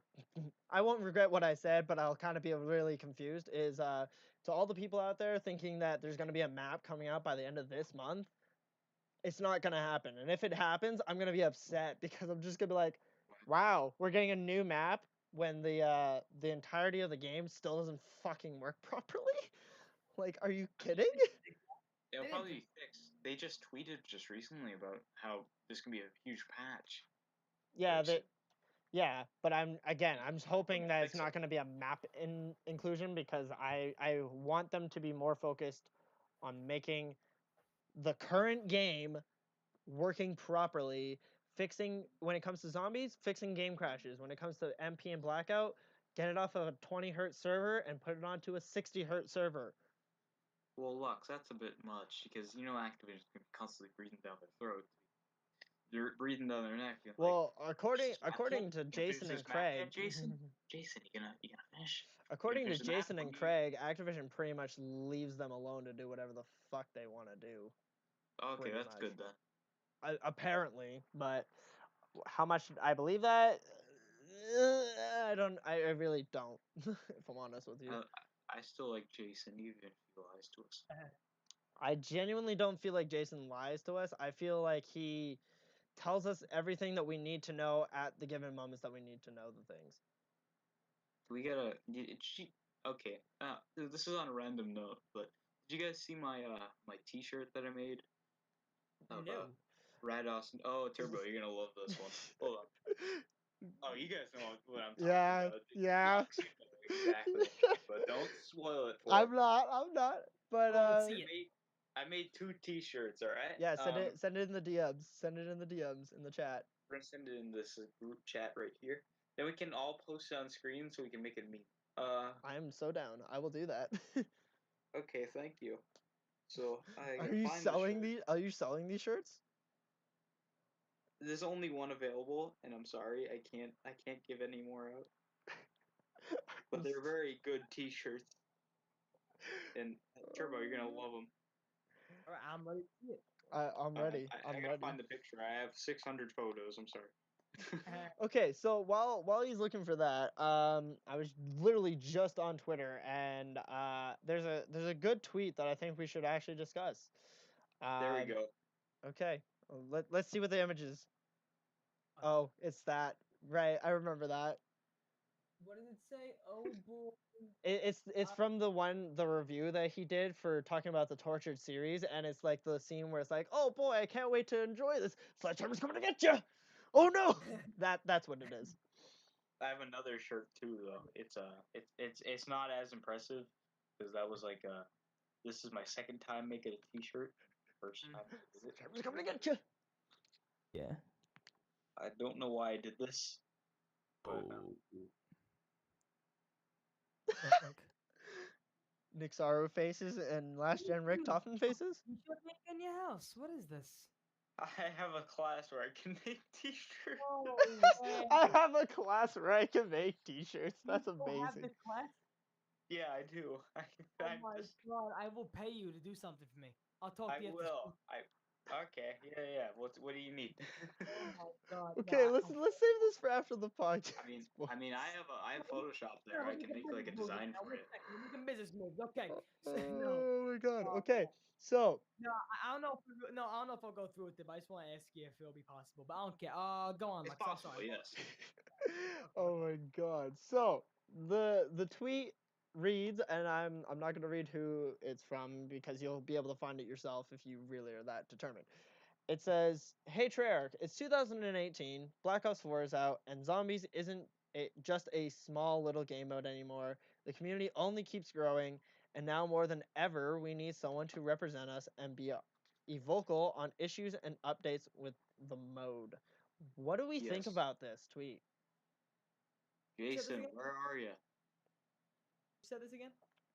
I'm not saying who said it. not though. I'll put it in the chat. I saw the tweet already. Well, I apparently, deny, that's why apparently Turbo didn't. did not, or maybe I didn't. I just misunderstood what the hell. Oh yes, I saw him. He's a weird guy. Zombie alert! I don't follow your channel. I don't care. Oh, for fuck's sake, Delta! For fuck's sake! I follow your Twitter though. Listen to me, Lux. I don't care that we're saying his name for one reason. He's putting himself so much out there that at this point we have the right to say whatever we want. Honestly, like he's putting himself out there so much. I don't have a problem with him personally. However, I'm not gonna lie. There's some times where I see his tweets, I fucking flick off Twitter. I'm just like done because. Listen to me. When you're trying to bait us, tweeting in Morse code, acting like you're fucking who are I don't know. I just think it's funny. Some of the things he does, some of the things are annoying, some of the things just funny. I feel like he literally is just a fucking Keemstar. He's a ball buster, but in a good way. I mean, what are you gonna do? Yeah, he's kind of chill though. Oh, he is. I think he's chill. I mean, I first talked to it's EDM Rod, so I started talking to Ed when Ed Rod. I started talking to Ed when the ZWI thing was going on, and me and him were the top 2 when the top 10 thing came out, and freaking yeah, we just started talking ever since. He's a nice guy, but that's why I'm gonna have him on my show one day, hopefully, and I'm gonna ask him like who are you right now? You Ed or you Zombies Lord? Because it's honestly 2 different fucking personas he's putting on. I don't know if he wants to do that on purpose. Pretty sure because he Zombies Alert, Drama Alert. He's trying to put on the Keemstar persona. So of course, there are 2 personas, but Killer Keemstar. At this point, it's a meme at this point. But either way, what do we think about the tweet that was read off? I mean, that we need a vocal representation because it's an interesting thing to think about. First of all, I'm pretty sure when he tweeted that tweet, he was trying to get comments like, "Oh, I think you should be the influencer." Like he's trying. Yeah. Well, he should not be the influencer. Probably. Like, but it's one of those things where when a girl Snapchats you and they're like, "Oh, how's my dress look?" You want them to hear, "Oh, my dress looks good, and my outfit looks good." I 100% agree with that sentiment. That was probably what he was fishing for. But I got a good point I'm trying to make. I agree with that point 100%. But the idea of it still remains, and I do think that we do need that. And I don't mean in the sense and that's why I want to bring it up is because I think it's an interesting topic to talk about. Is that in some sense we already have it with all of our different YouTubers, but in the other breath, I honestly genuinely feel like it's not properly done well by our YouTubers. Someone else other than the YouTubers. We need someone from Treyarch itself. I don't think we need one of those, because that's something that Milo brought up in his 40-minute long video where he asked, more like demanded, but was trying to get some sort of he wants like a Jason Blundell or someone from the Zombies team, because that's all he ever concerns himself with is zombies and not the fact that Black Ops 4 has 3 fucking modes. But beside the point, he wants someone to basically do what Jeff Kaplan does for Overwatch and do, "Hey everyone, welcome to the update. We're basically just reading off what happens in the patch notes for some reason." But here's my thing, is I don't genuinely think we need that, because when it comes to the reason why that works for Overwatch is because of the fact that with Overwatch, anything they're going to talk about in their dev updates is universal, blanketed across the entirety of the game, because it's basically just hero balance changes and numbers and stuff.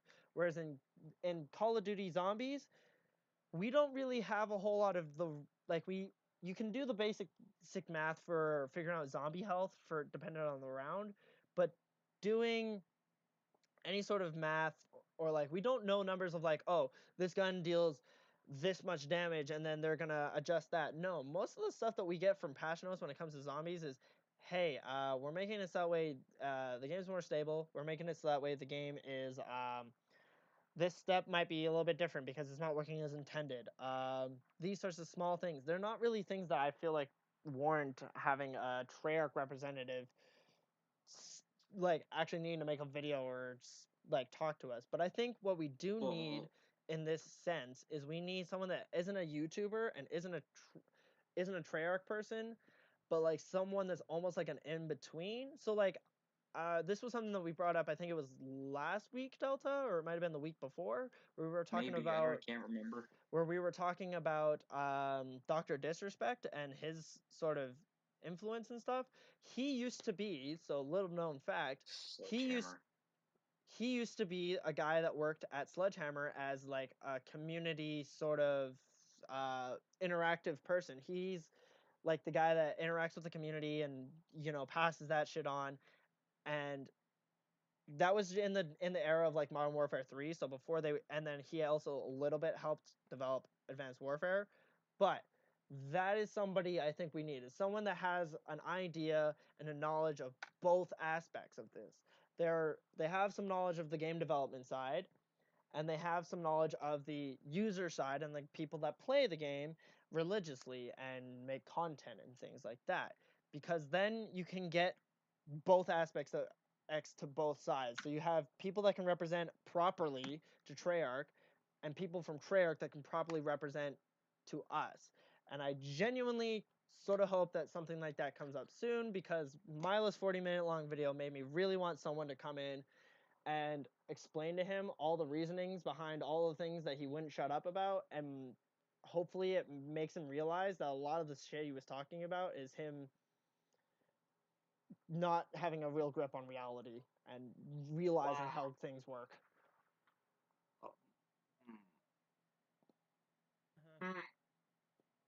Speaking of which,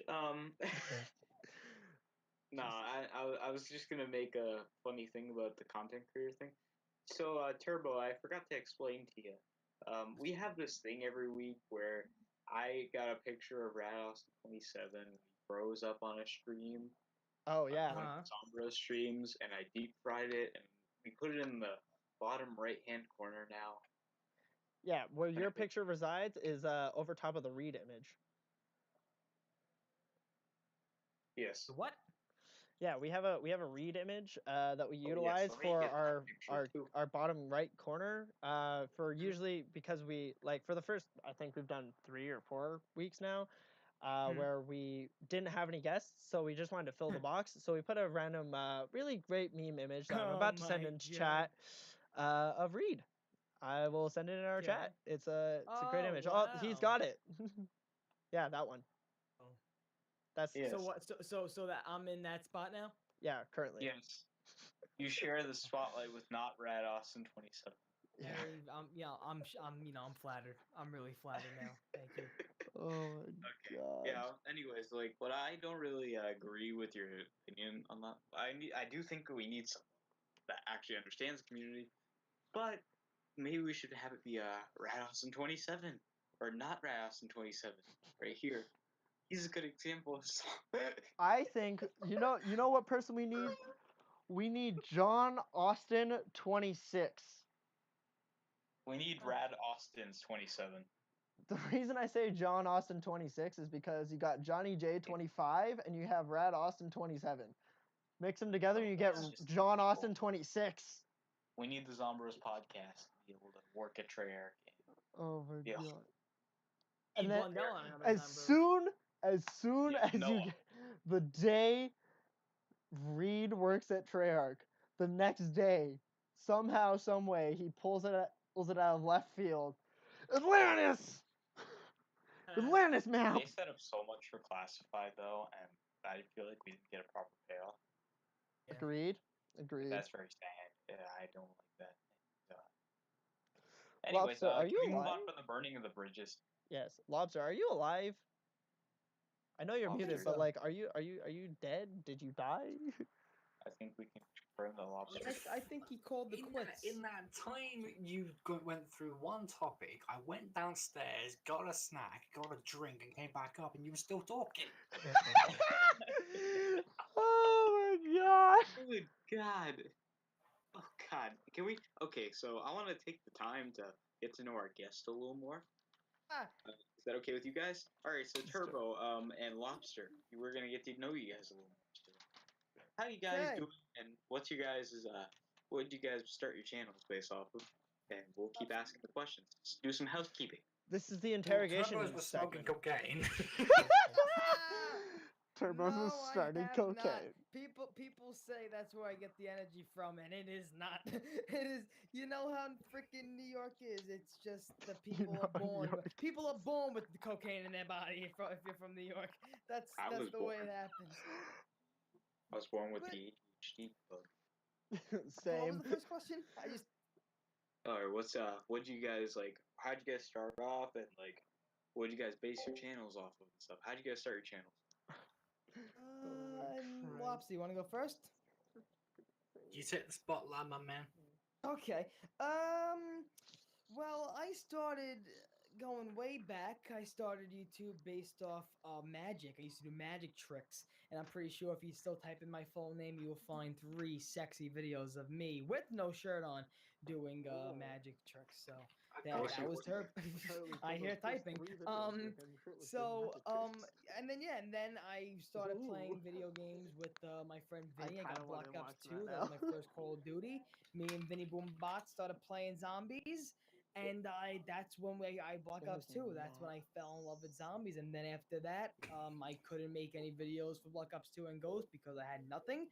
And then going on with Advanced Warfare at the Xbox One, and then you had Upload Studio. And then that's when I told my friend Matt. This is all in the Artificial Gaming documentary. But I said, hey Matt, listen, I can make this. Oh God, Lux, Jesus Christ. Matthew Tarantola. It's Matthew with 2 T's, and the last name is Tarantola.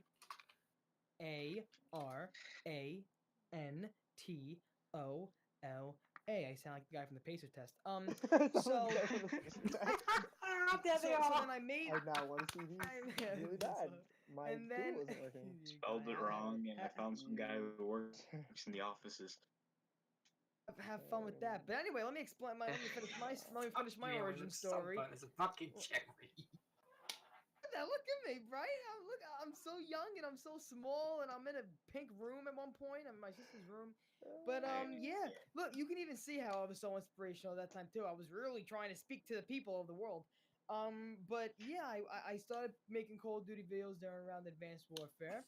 That's when it was still official gaming. Then slowly but surely, Matt stopped making videos. Vinny stopped making videos, and yeah, and then Black Ops 3 came along. I still started making videos, and yeah, and then just me, Turbo. I was at ZW. Many people know me now from ZWC2. I was the ZWI winner. I did not do good, and then that's when Jose said, "Hey, you're gonna be a sideline reporter." I sideline reported.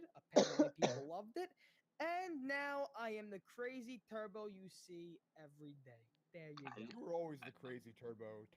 I didn't know who you were until I saw Red Austin 27 stream, and I was just like, "Who is this guy? I don't know who he is, but I don't know if I like him or not." And then I saw your videos and was like, "This guy's amazing." Where did the name Turbo come from? Welcome back, Zen. Hi, welcome. I was really little. When I was like really little, I used to remember this also. I used to run around my house just randomly, random times of the night. I would just start running around the kitchen table, running back and forth from my mom's room to the living room, and my father would be like, "Calm down, Turbo," and that was just his nickname for me. So my dad gave me the nickname Turbo, and then when I started playing Little League Baseball.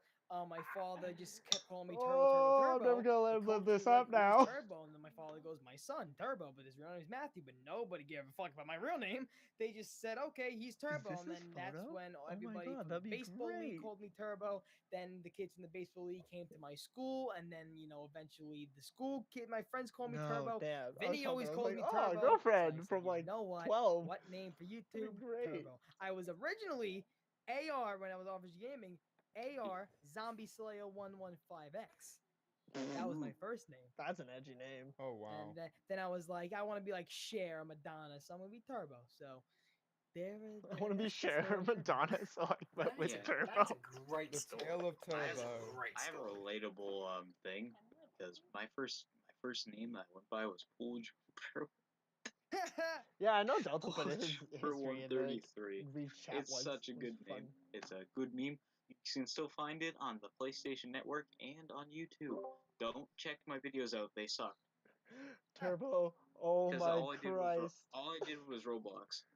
I told you, Lux. After searching your name, I thought the know. first the channel that shows up where it's the girl like and a guy wearing like a football jersey. I was like, oh my god, Turbo's 12-year-old girlfriend.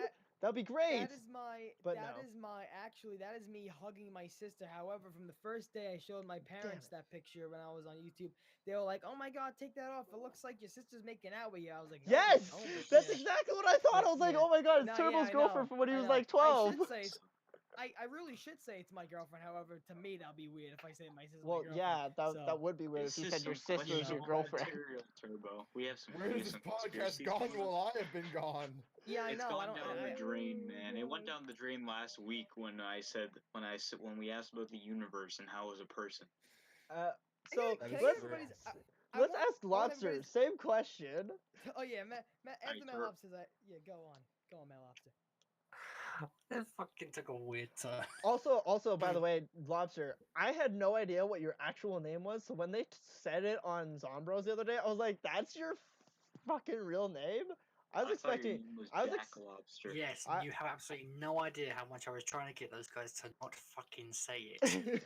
I was honestly, what's your if I'm real- honest with you, I was expecting that your first name was actually going to be something along the lines of Matt or Matthew too. If I'm honest with you, I knew it was Jack though a while ago. I did not. Because Twitter said Jack. Did it? Yes. Yes, it. Rip. I've been following Lobster for a long time. I know the guy very well. He's a good Pretty man. much, there's two things. My family calls me by my real name. My gaming family calls me by Lobster. I'll just call you Jack. Please don't. I'll call Please you don't. pal. I'll call you Lobster. pal. Turbo Is your last 2018. name also Lobster? That'd be amazing. Okay, right. So I'll get into the channel a bit. Actually, I'll include that question you just asked, Asteroid. I'll get into that as well. So I really only started my channel. I think it was either last year or the year before. Just uploading gameplay videos of me doing the Black Ops 3 Easter eggs, just generally helping a few people out. Gradually grew from there. Was uploading like proper content, editing videos down, and was really enjoying it at the time. Yeah. Just like that and was my then- chair. All of a sudden, a friend of mine decided to do a video talking about World War II DLC 3, and that turned into what you now know as the Zombie Squad podcast, which is we absolutely love doing, and we're actually going to start streaming it. It's probably going to be. I think I'm going to speak to my team and see if we can like a bi-weekly thing, but I doubt that. So, but we're coming up on episode 10, so I really enjoy doing that.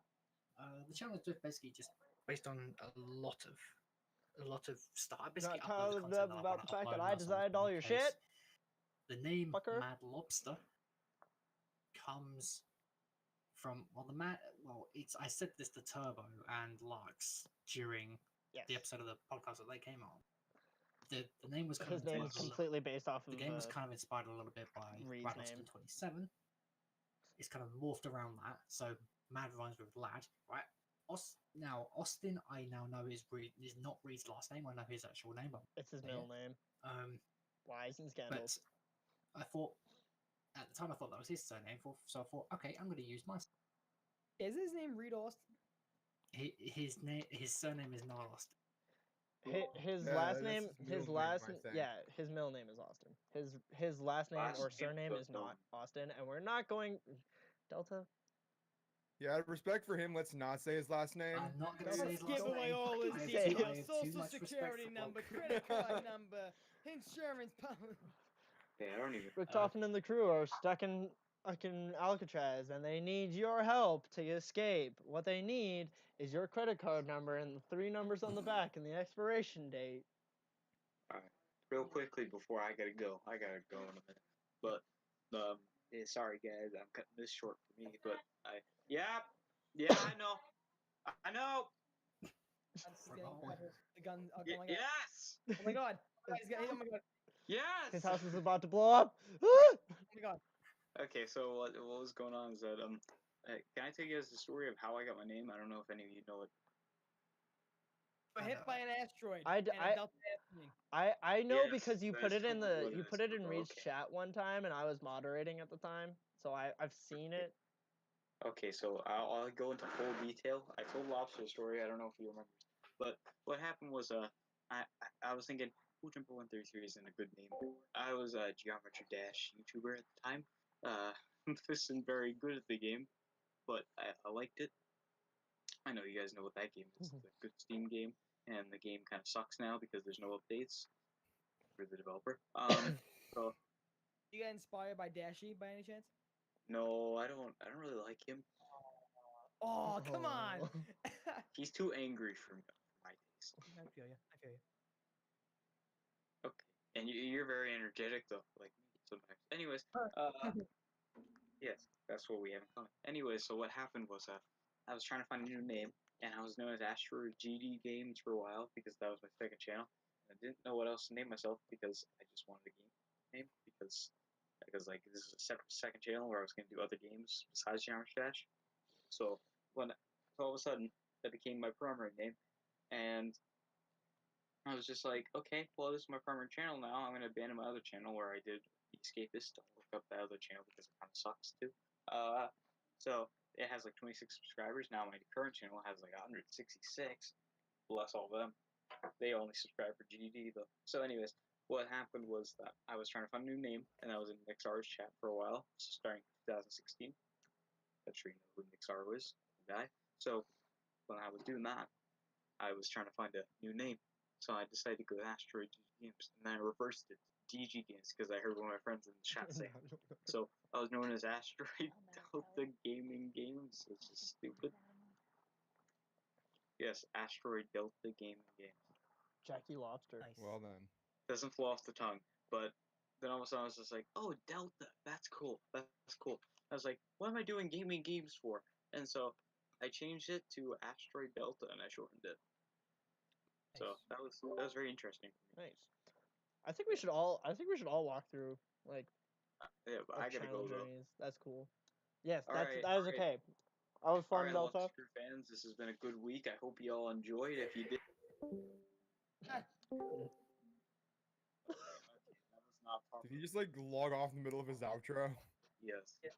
But anyways, Turbo, it was nice talking to you. It was nice to finally talk to you. Too, man. Yeah. Hey, I'll see you guys next week. Yeah. Yeah. All right. See you guys on Yo. Saturday. All right. Peace. Bye, guys. See you later, man. Oh. Okay.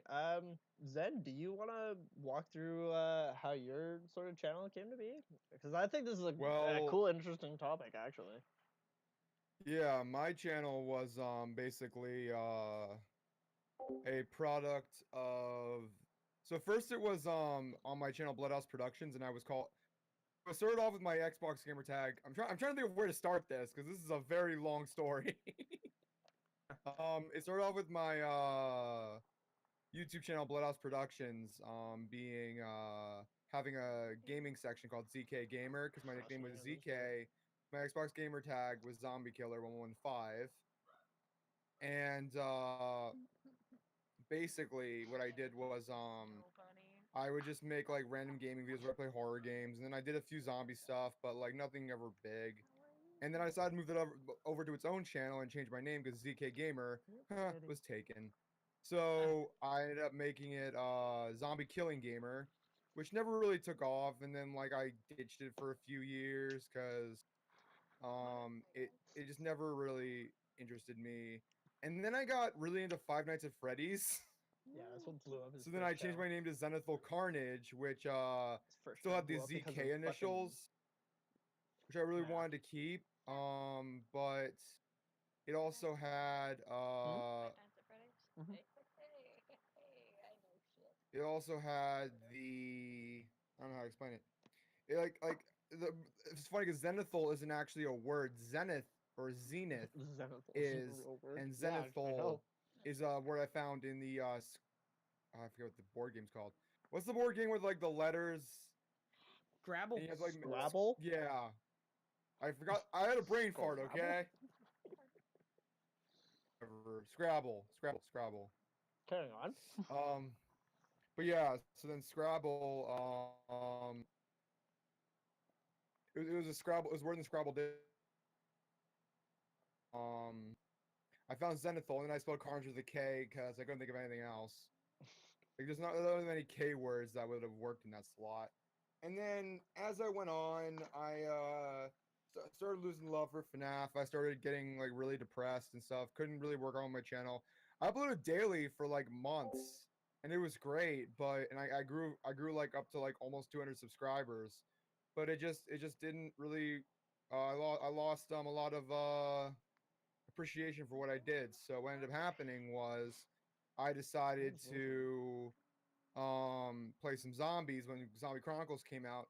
And I fell in love with zombies all over again because I hadn't played since Die Rise. That's what Chronicles did for a lot of zombie players. Yeah, I hadn't played since Die Rise, Not unless you gonna count color Exo Zombies, which no one counts Exo Zombies. Sure. I played that, but I haven't played Treyarch Zombies since Die Rise at that point.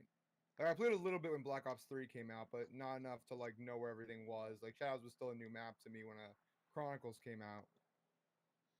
So I did that, and then I tried doing zombie stuff on Zenithal Carnage. That didn't really work so well. And I made another channel called Agent Z115, which that was stupid because the name was stupid in my opinion. I like And it. finally, I decided just to make a new channel called Zenithal. And that is where because like actually Lux and Turbo, you both inspired me to do that because Awesome. you guys both shortened your names. Yeah. Yeah. Yeah. My It's journey like- was pretty weird too. Yeah, I think, and then like I'm still working on like the channel basics, but like my introduction is gonna be pretty cool. Like the first thing I'm gonna say is what's up, guys? It's Zenithal, and this is zombies. I think I have some cool ideas for the channel, like theory videos. Like I want to be a storyline guy, but I also want to be like a guy who makes tutorials that like basically tell people not only how to do the Easter egg, but like what to do and how to get set up for it. I don't feel like that many people do that anymore. You know what I mean? Yeah. Those used to exist, but they don't exist anymore. Not a lot of tutorials explaining in depth, like how to better yourself. They're just telling you right now how to do it, and that's it. Yeah, it's Yeah, because like I feel how to like get at this prepared. point, I feel like at this point, there's no more people out there that are like, yeah, let's teach anyone that's a new player how to actually survive for long That's periods why, of time. yeah, like that's why what I did for my channel is like I really, Sort of. like I did the same thing for, in the way what Zeno was saying, how he just wanted to do something that he's not seeing a lot of people do, and I really hats off to you because that's really something where I was trying to do too this year. 7 months ago I stopped making the just put gameplay on screen and voiceover. Like I feel like a lot of people do that, and that's why I started doing behind the camera work because I really think Yeah. the lack of comedy in the Call of Duty community, the lack of funny content, the type of content that you want to watch if you want to have a laugh, or like like a Vanos Gaming, those content creators like a Vanos Gaming bringing humor and making you laugh about Call of Duty and having fun. Especially in the zombies community, man, when everything's just so serious all the time Oh and yeah. drama, and you just need a time to laugh, and you need a time to just sit back and say, you know what, if I want to have fun and I want to laugh and I want to just Oh my watch God. something really really crazy, in my opinion, that's why I want, that's the reason I make people, like I not make people watching videos, like that's the main reason why, like I inspire people to, like if you watch my video, like it's gonna like you're gonna have a laugh. You're not just gonna be, staring at the screen. Okay, what's step 2? What's step 5? What did Milo say? So as much as I respect Yeah. all those creators, because I think it is much needed in the community for Easter egg guys, tutorial guys, gameplay guys, storyline guys. I think it's needed in the zombies community. However, I'm just going back to what you said, so, Carnage. Yeah, Zenithal, about your freaking.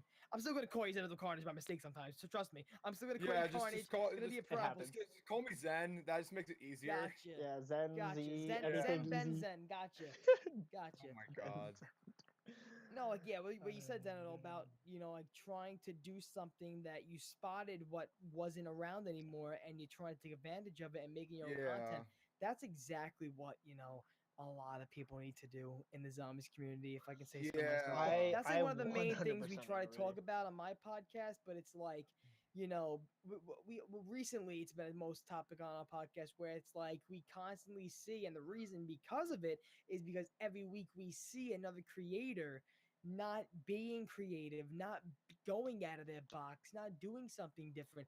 I right away told Near Die and everybody on my art team for the podcast, I said, you right away people go to Zombros, right away people go to other famous gaming podcasts, and they do the topic box, do that, and that's fine, that is perfect, that is amazing.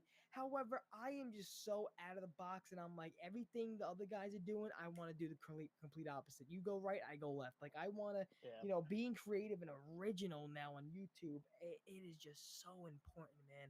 I can go on for hours and hours about this, but man, it is just so important. Yeah, I think the two of you guys actually capture that kind of stuff really quite well. Like with Turbo, you kind of like, it's an interesting thing, especially considering that now, because of like ZWC and stuff, that you ended up having good conversations with like MC Sports Talk, because Matt seemed to be somebody that had the same sort of thing where he was like, I don't necessarily want to just stick to doing the same thing. And it seems like with Matt, what he really enjoys doing is being behind the camera, doing production work, which is great. All the Z House videos, all like those Z House challenge videos. Yeah, that's basically, you see me with Vinny Boombots outside. You see us doing a Halloween video, like the I love pumpkin those. video. I love both those videos. Yeah, Your videos and the Z House challenge videos. Yeah, exactly. And that's what I think you guys do that's really different, and I like that stuff.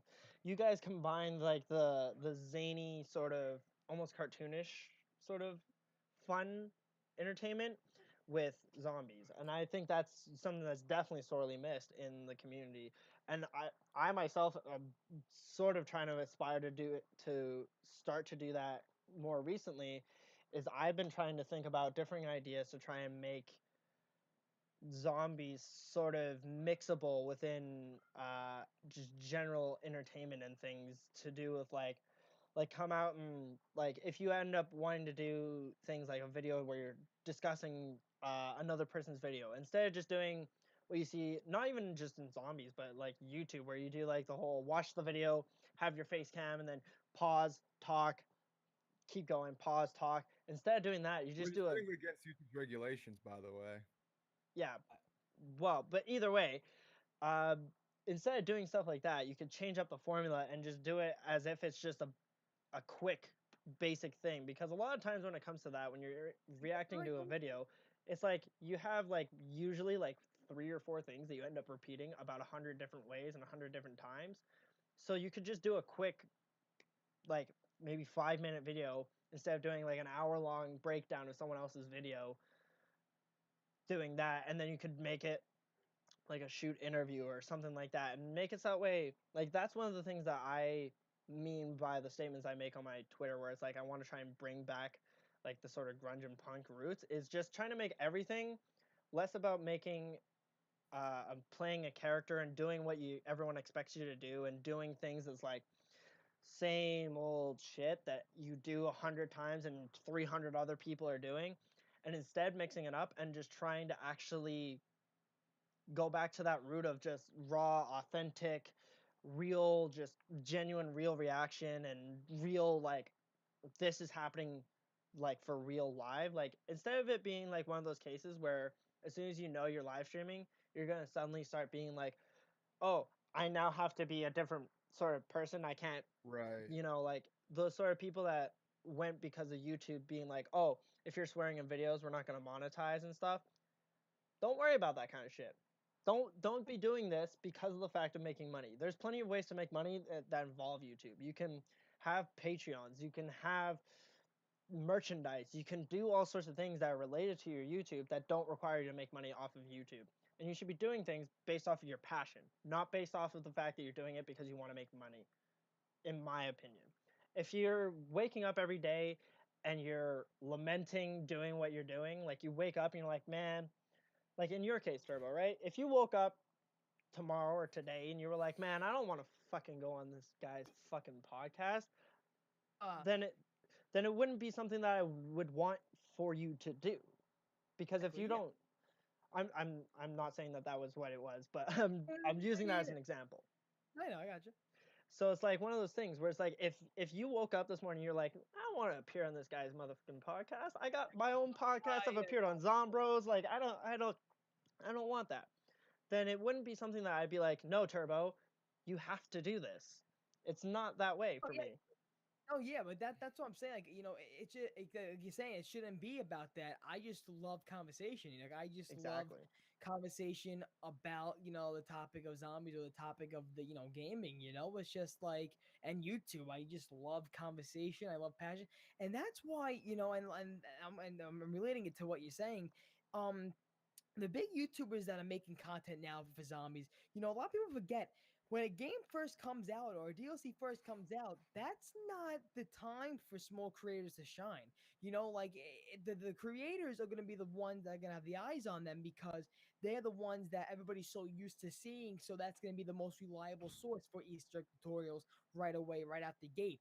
When you want to see how creative someone is and how, you know, how creative and how original and how their content's good, that's when the dead period. And you're starting to see that right now. Right now, we're a month ahead. We're a month into Black Ops 4. We already have the maps. Now you're starting to see the tweets from the Codename Pizzas and the JC Backfires. Like, okay, guys, new series starting up again. Series from Black Ops 3 starting up again. And that's how you see it. Now we're starting to get that content that everybody's wanting to see that's going to be creative. And that's for small creators too. Now's the time for small creators. We're getting tested right now. Here's the time for us to shine. We're getting tested on how creative we are, how our content is. And that's why I just think that, you know, I just think that personally, the way you need to be and the way you need to look at YouTube is if you pay your bills from YouTube, then yeah, money should be a priority in your head. However, if you're just doing YouTube for fun and you're doing YouTube just for a hobby, money should be a fucking byproduct, you know? Well, plus, even if you're looking at YouTube as something that is providing your bills to be paid, it's still something that you can achieve and do without it being, without the practice of you're doing it as a daily grind. Because here's one of the things that a lot of people don't quite seem to understand about how YouTube was actually made as a system, is that, so I'll utilize number sort of examples, right? So let's say a channel has 100 subscribers from their first day because of, you know, their friends and family, right? The entire premise of how YouTube is designed and how it does its stuff with recommendations and stuff is, let's assume that I start my channel today. I have 100 subs based off of friends and family that I know are going to sub to me. They'll all watch my video, right? And let's assume that this is in a time where it's not like everyone and their dog has 1 million subscribers, but like 100 is a decent number, right? And that will get recommended. The idea of YouTube is supposed to be that they know that people will eventually lose interest or they'll just stop being active subscribers on your channel. But in order to alleviate the fact that you're not going to get as many views, they recommend your or shit to new people, and thus, in general, no matter how frequently you're making content, isn't the thing that makes a difference. It's not about your frequency. It's more about the quality of your content and if it matters to enough people. If you can make it so that way people want to watch your content, it doesn't matter if you upload once a month, once a year, because if you have enough people watching, it will get recommended to new people. Like, let's say your second video only makes 50 of your 100 subscribers watch it. The idea is if your first video was good enough to have all 100 views, it will get recommended to 50 new people, maybe more. And you'll suddenly keep up those numbers. It's not about making daily, weekly content. It's actually just about making quality content that people genuinely enjoy, and thus it's supposed to be that as after a while you'll get to a steadiness that you're just like, I'm constantly getting 100 views every video, or I'm constantly getting however many views you have for subscriber base, or like around those numbers. Yes, there's going to be some fluctuation, but that's how the YouTube system is supposed to be. And it's not about, oh, I release daily content. stated this in the Artificial Gaming documentary. I said straight out, and Vinny even made it a fact.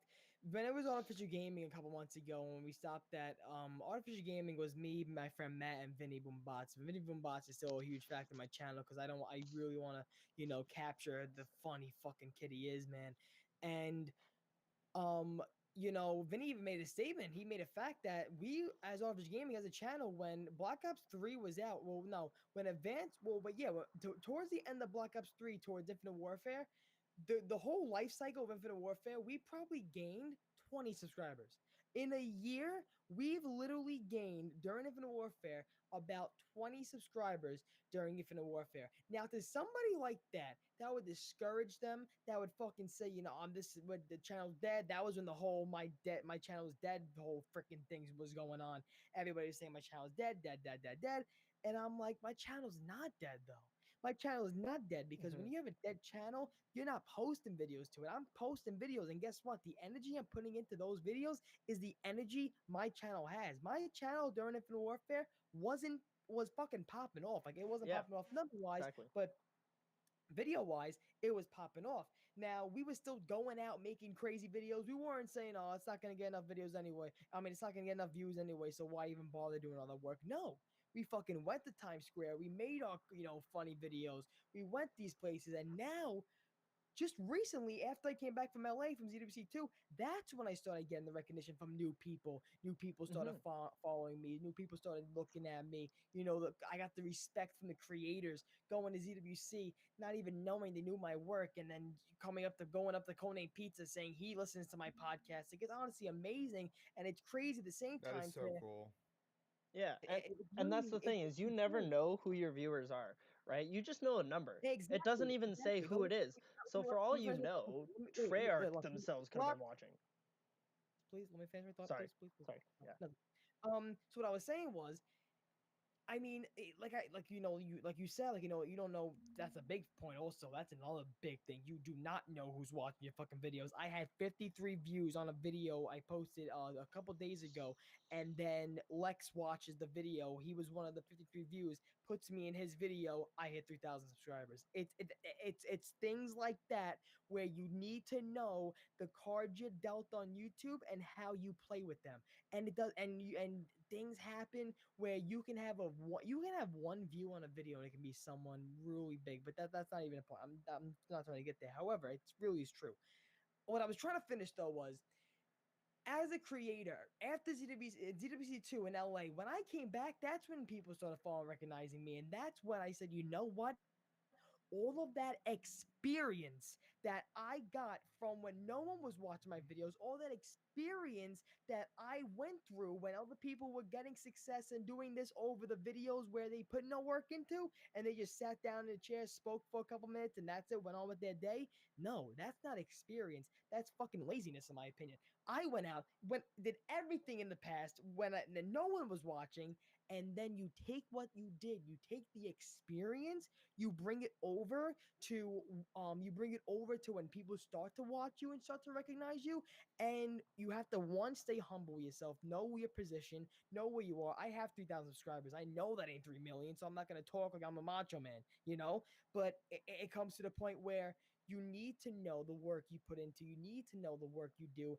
And I just, man, like I said, I can go on with this for hours. But no, Lux, I definitely agree where you're going with this. Like, I 100% agree. Yeah, so that's just one of those things where it's just like genuinely you would never have any idea who watches your video. You could have like even me, I have under 100 subscribers, but at any point in time, like, and that's the other thing too about just the internet, right? It doesn't matter how big of a subscribe to channel or person you are, one video is all it takes for suddenly it blows up, and you'll never know what it is ever until it happens. Like, can I just add on to that real quick? Yeah, go for it. So say you upload a certain amount of videos, you will get, like, no matter how many subscribers you have, get those videos that do pop off, like, massively, more than what you thought they'd ever get. For example, one of my reaction videos, I never I never thought it would have gotten the views it's got today, which is over 700, and I've got 51 subscribers. Like, no matter how many subscribers you have, you'll get those videos that will, like, they will pop off, they will hit the view marks, and that will attract an audience. Yeah, exactly. And that right there is the thing that is great, but at the same time is really hard about trying to do anything involving YouTube, is that at the end of the day, all of us are just people that we just genuinely enjoy, for the most part, what we do, and considering things in the sense of like, oh, I gotta upload today, or I gotta upload daily, otherwise my subs are all gonna be gone, or this or that, like things like that. And this goes also, by the way, this also goes with games too. Like saying statements like, oh, this game is going to be dead if this keeps up, or this and that and the other thing. None of those statements are ever true. The only time a game is actually 100% really dead is if the game developers themselves make it so the game cannot be played. In the sense of like games like Paragon, you can't play that anymore because it has no more servers. Assassin's Creed multiplayer from the really old Assassin's Creed games like Assassin's Creed 4, you can't play multiplayer. The servers don't exist anymore. When Assassin's Creed had multiplayer. Yeah, that was fun and awful at the same time. But that's the thing. Campers. Games are not ever dead. Fortnite's not gonna die. Black Ops 4 isn't gonna die if Treyarch doesn't do everything you say. That's never gonna be the case, and that's what people need to understand and get a grip on. Is you can say, like, Turbo, your example was perfect. Somebody could come up to you and say, "Oh, your channel's dead," but they don't know your statistical numbers or how many extra subs you're gaining every day. Not even the statistical numbers. I was saying you don't even know the energy that's in my videos goes onto my channel. So the channel hasn't been more alive if you look at the amount of energy and work I put into the videos. Because if you have 1 million subscribers and you're posting videos for a whole week that's just you sitting in a chair, so we're gonna talk about how Misty has nail polish on her toe. That's not gonna be fun.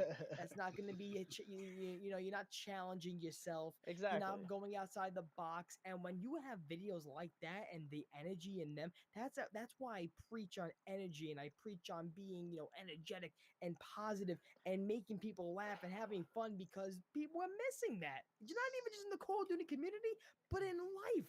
We're missing the fact that you can smile and laugh and be positive when you're having a bad situation, you know? So that's why when I make videos like the one I made today, when, you know, I made the video today, what I made today on purpose, because I knew everybody was going through a hard time yesterday. So I try to make people laugh when there's times, you know, when the zombies community is like, I can't believe, blah, blah, blah, blah. Doesn't matter. But yeah, man, like that's why I use that example. And when Turbo says he's talking about preaching good energy, he means just do a lot of cocaine. That's one to think on, kids. No. Where did this cocaine thing from? Where did this cocaine mean, Turbo? How did I ever get a link to cocaine? Like, who made that fucking connection? It's because you're hyper as fuck, boy. It's because it's the exact same reason Lex gets it, my guy. What the fuck? So I was trying to do something. You two are on the same dealer. You must be. I was trying to do something really funny. I was trying to make it that way, you know, as soon as I said that, your picture just grew to be full screen, and then I fucked it up. So, Turbo, your image is all fucky. Oh, yeah, that's right. Perfect. I fuck up shit. All right, Turbo, you're going to have your image completely upside down for the rest of the podcast. My name's Bobby Bottle Service. Let's do shots. But that's one to think on, kids. Turbo's advice for the kids. Do cocaine. I'm doing stand-up now, right? Are you actually? That'd be great. I would pay to see that. I'm gonna for one of like, you know, for my, I do intro skits. For one of my intros, I'm gonna record my stand-up. You know how Seinfeld starts sometimes, where it's like him doing stand-up and it goes to the episode? That's what I'm probably gonna do for one of my videos. Oh my god. Oh my god, play the Seinfeld theme.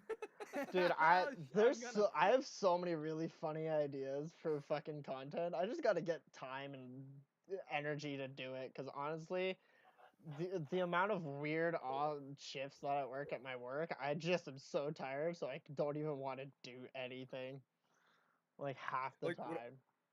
I had an idea the other day, skits that explain the zombie storyline throughout the skit. Dude, that's actually a really good idea. Yeah, I know, right? Like It's not copyrighted. I'm taking it right now. Trademark Zenithal 2018. Too late. I already said trade. That's not how that said works it. at all. I know. Oh my gosh. All right. So, do we have anything else that we want to talk about? It could be any topic, guys, because honestly, that was the entire premise of Lux Crew is that we want to talk about everything. Toe I need fixed. All right. But no, I had a lot of fun. Thank you for having me on. Absolutely. Of course. Anytime any one of you guys wants to come on, just let us know, and if we can manage it, we'll surely have you on again. Yeah, and if this is the end, then you could find me on YouTube. You still have to type in artificial gaming to find my channel. However, some people were saying how if you just type in Turbo now, my channel comes up. Yes, so hi, it my does. name's Turbo. Yeah, everyone, Twitter, Lobster testing, I'm and testing Turbo's this. links are going to be in the description below.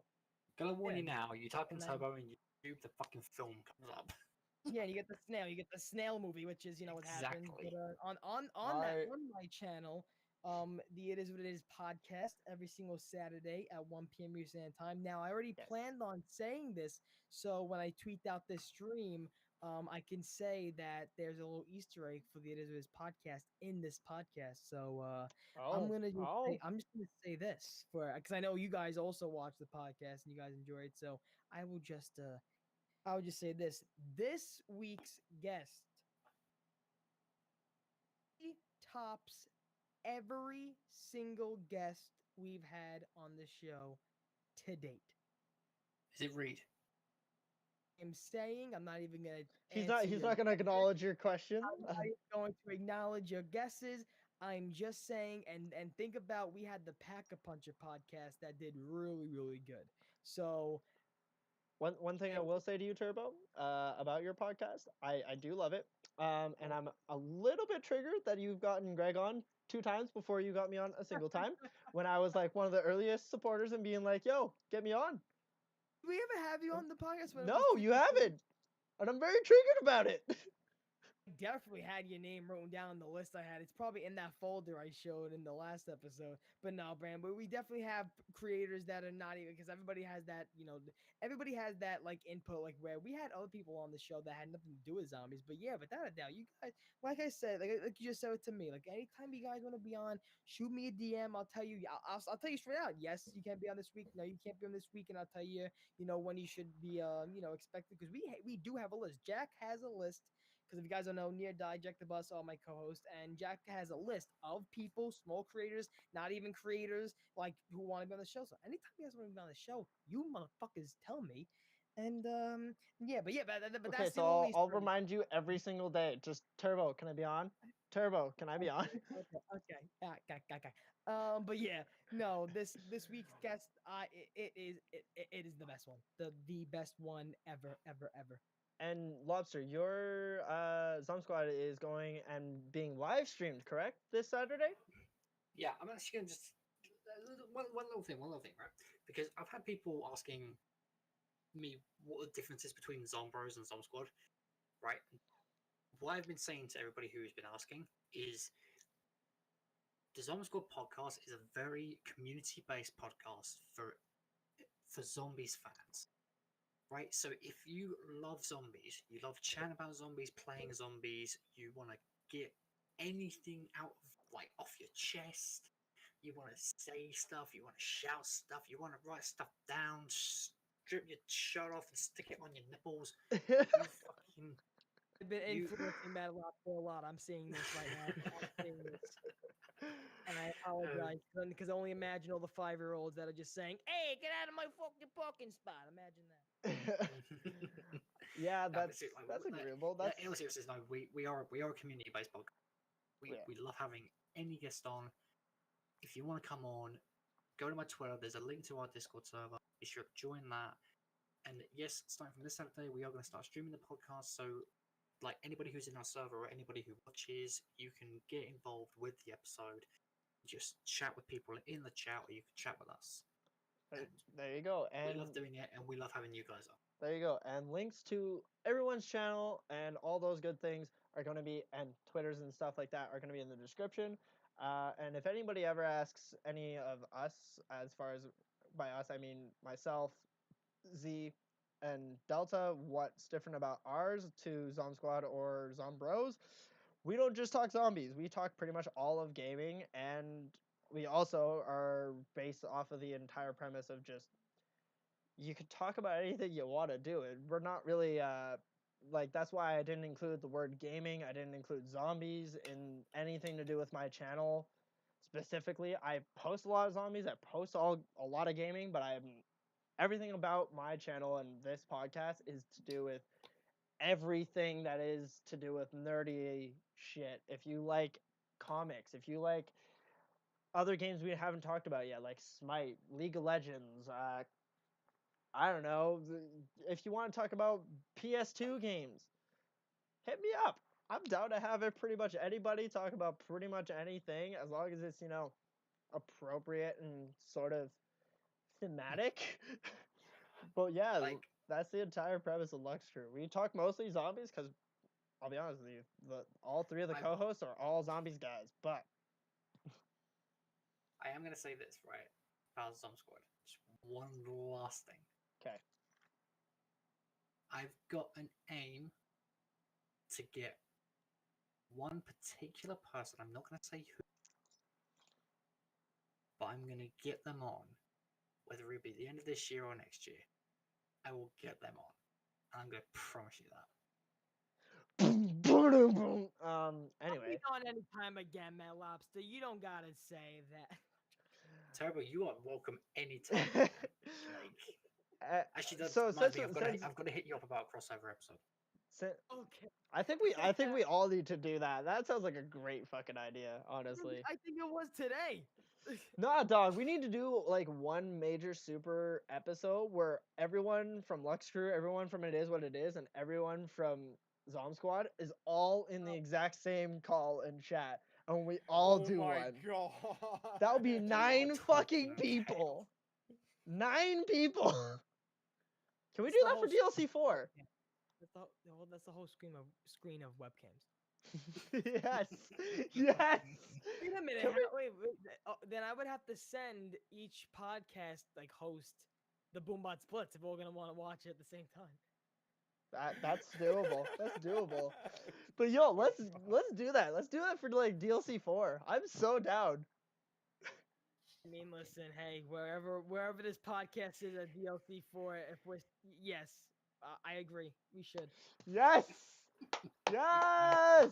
Okay, lads. Well, I Oh think my that's God. pretty much a good note to end on. Given that Turbo and Lobster have both been very cryptic now about the future of their podcast, I have nothing else to say about crypticness for my podcast apart from smoked and rolled Well, my well, doggies, even though that has well- no relevance. Teasers on my Twitter as well at it's Turbo24 for the podcast. We have one image teaser going out Thursday and a video teaser trailer going out Friday. Kind of like what you do with Pack a Puncher. Yes.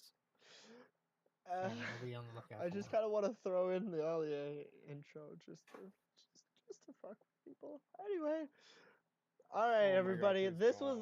was this was a great podcast, and thank you guys so much for coming on. You guys are more than welcome anytime. Hit me up in the DMs or just tweet straight at me. Just be like, "Yo, Lux Crew." Or if you guys want me on yours, again, hit me up anytime. Or I'm sure Zen and Delta would probably say the same. Yeah, definitely. But yeah, that was great, everybody. This has been a That was a good lot of one. fun. This has been nice and long. I think this is the longest episode we've had. And to all the people out there, thank you so much for watching. We do hope you had a great day, night, evening, whatever time it is when you're watching this. We'll see you in the next one. Look out for all the series and look out for all the other podcasts. We'll have descriptions in the description, eh? We'll have all the links in the description, and we'll see you in the next one.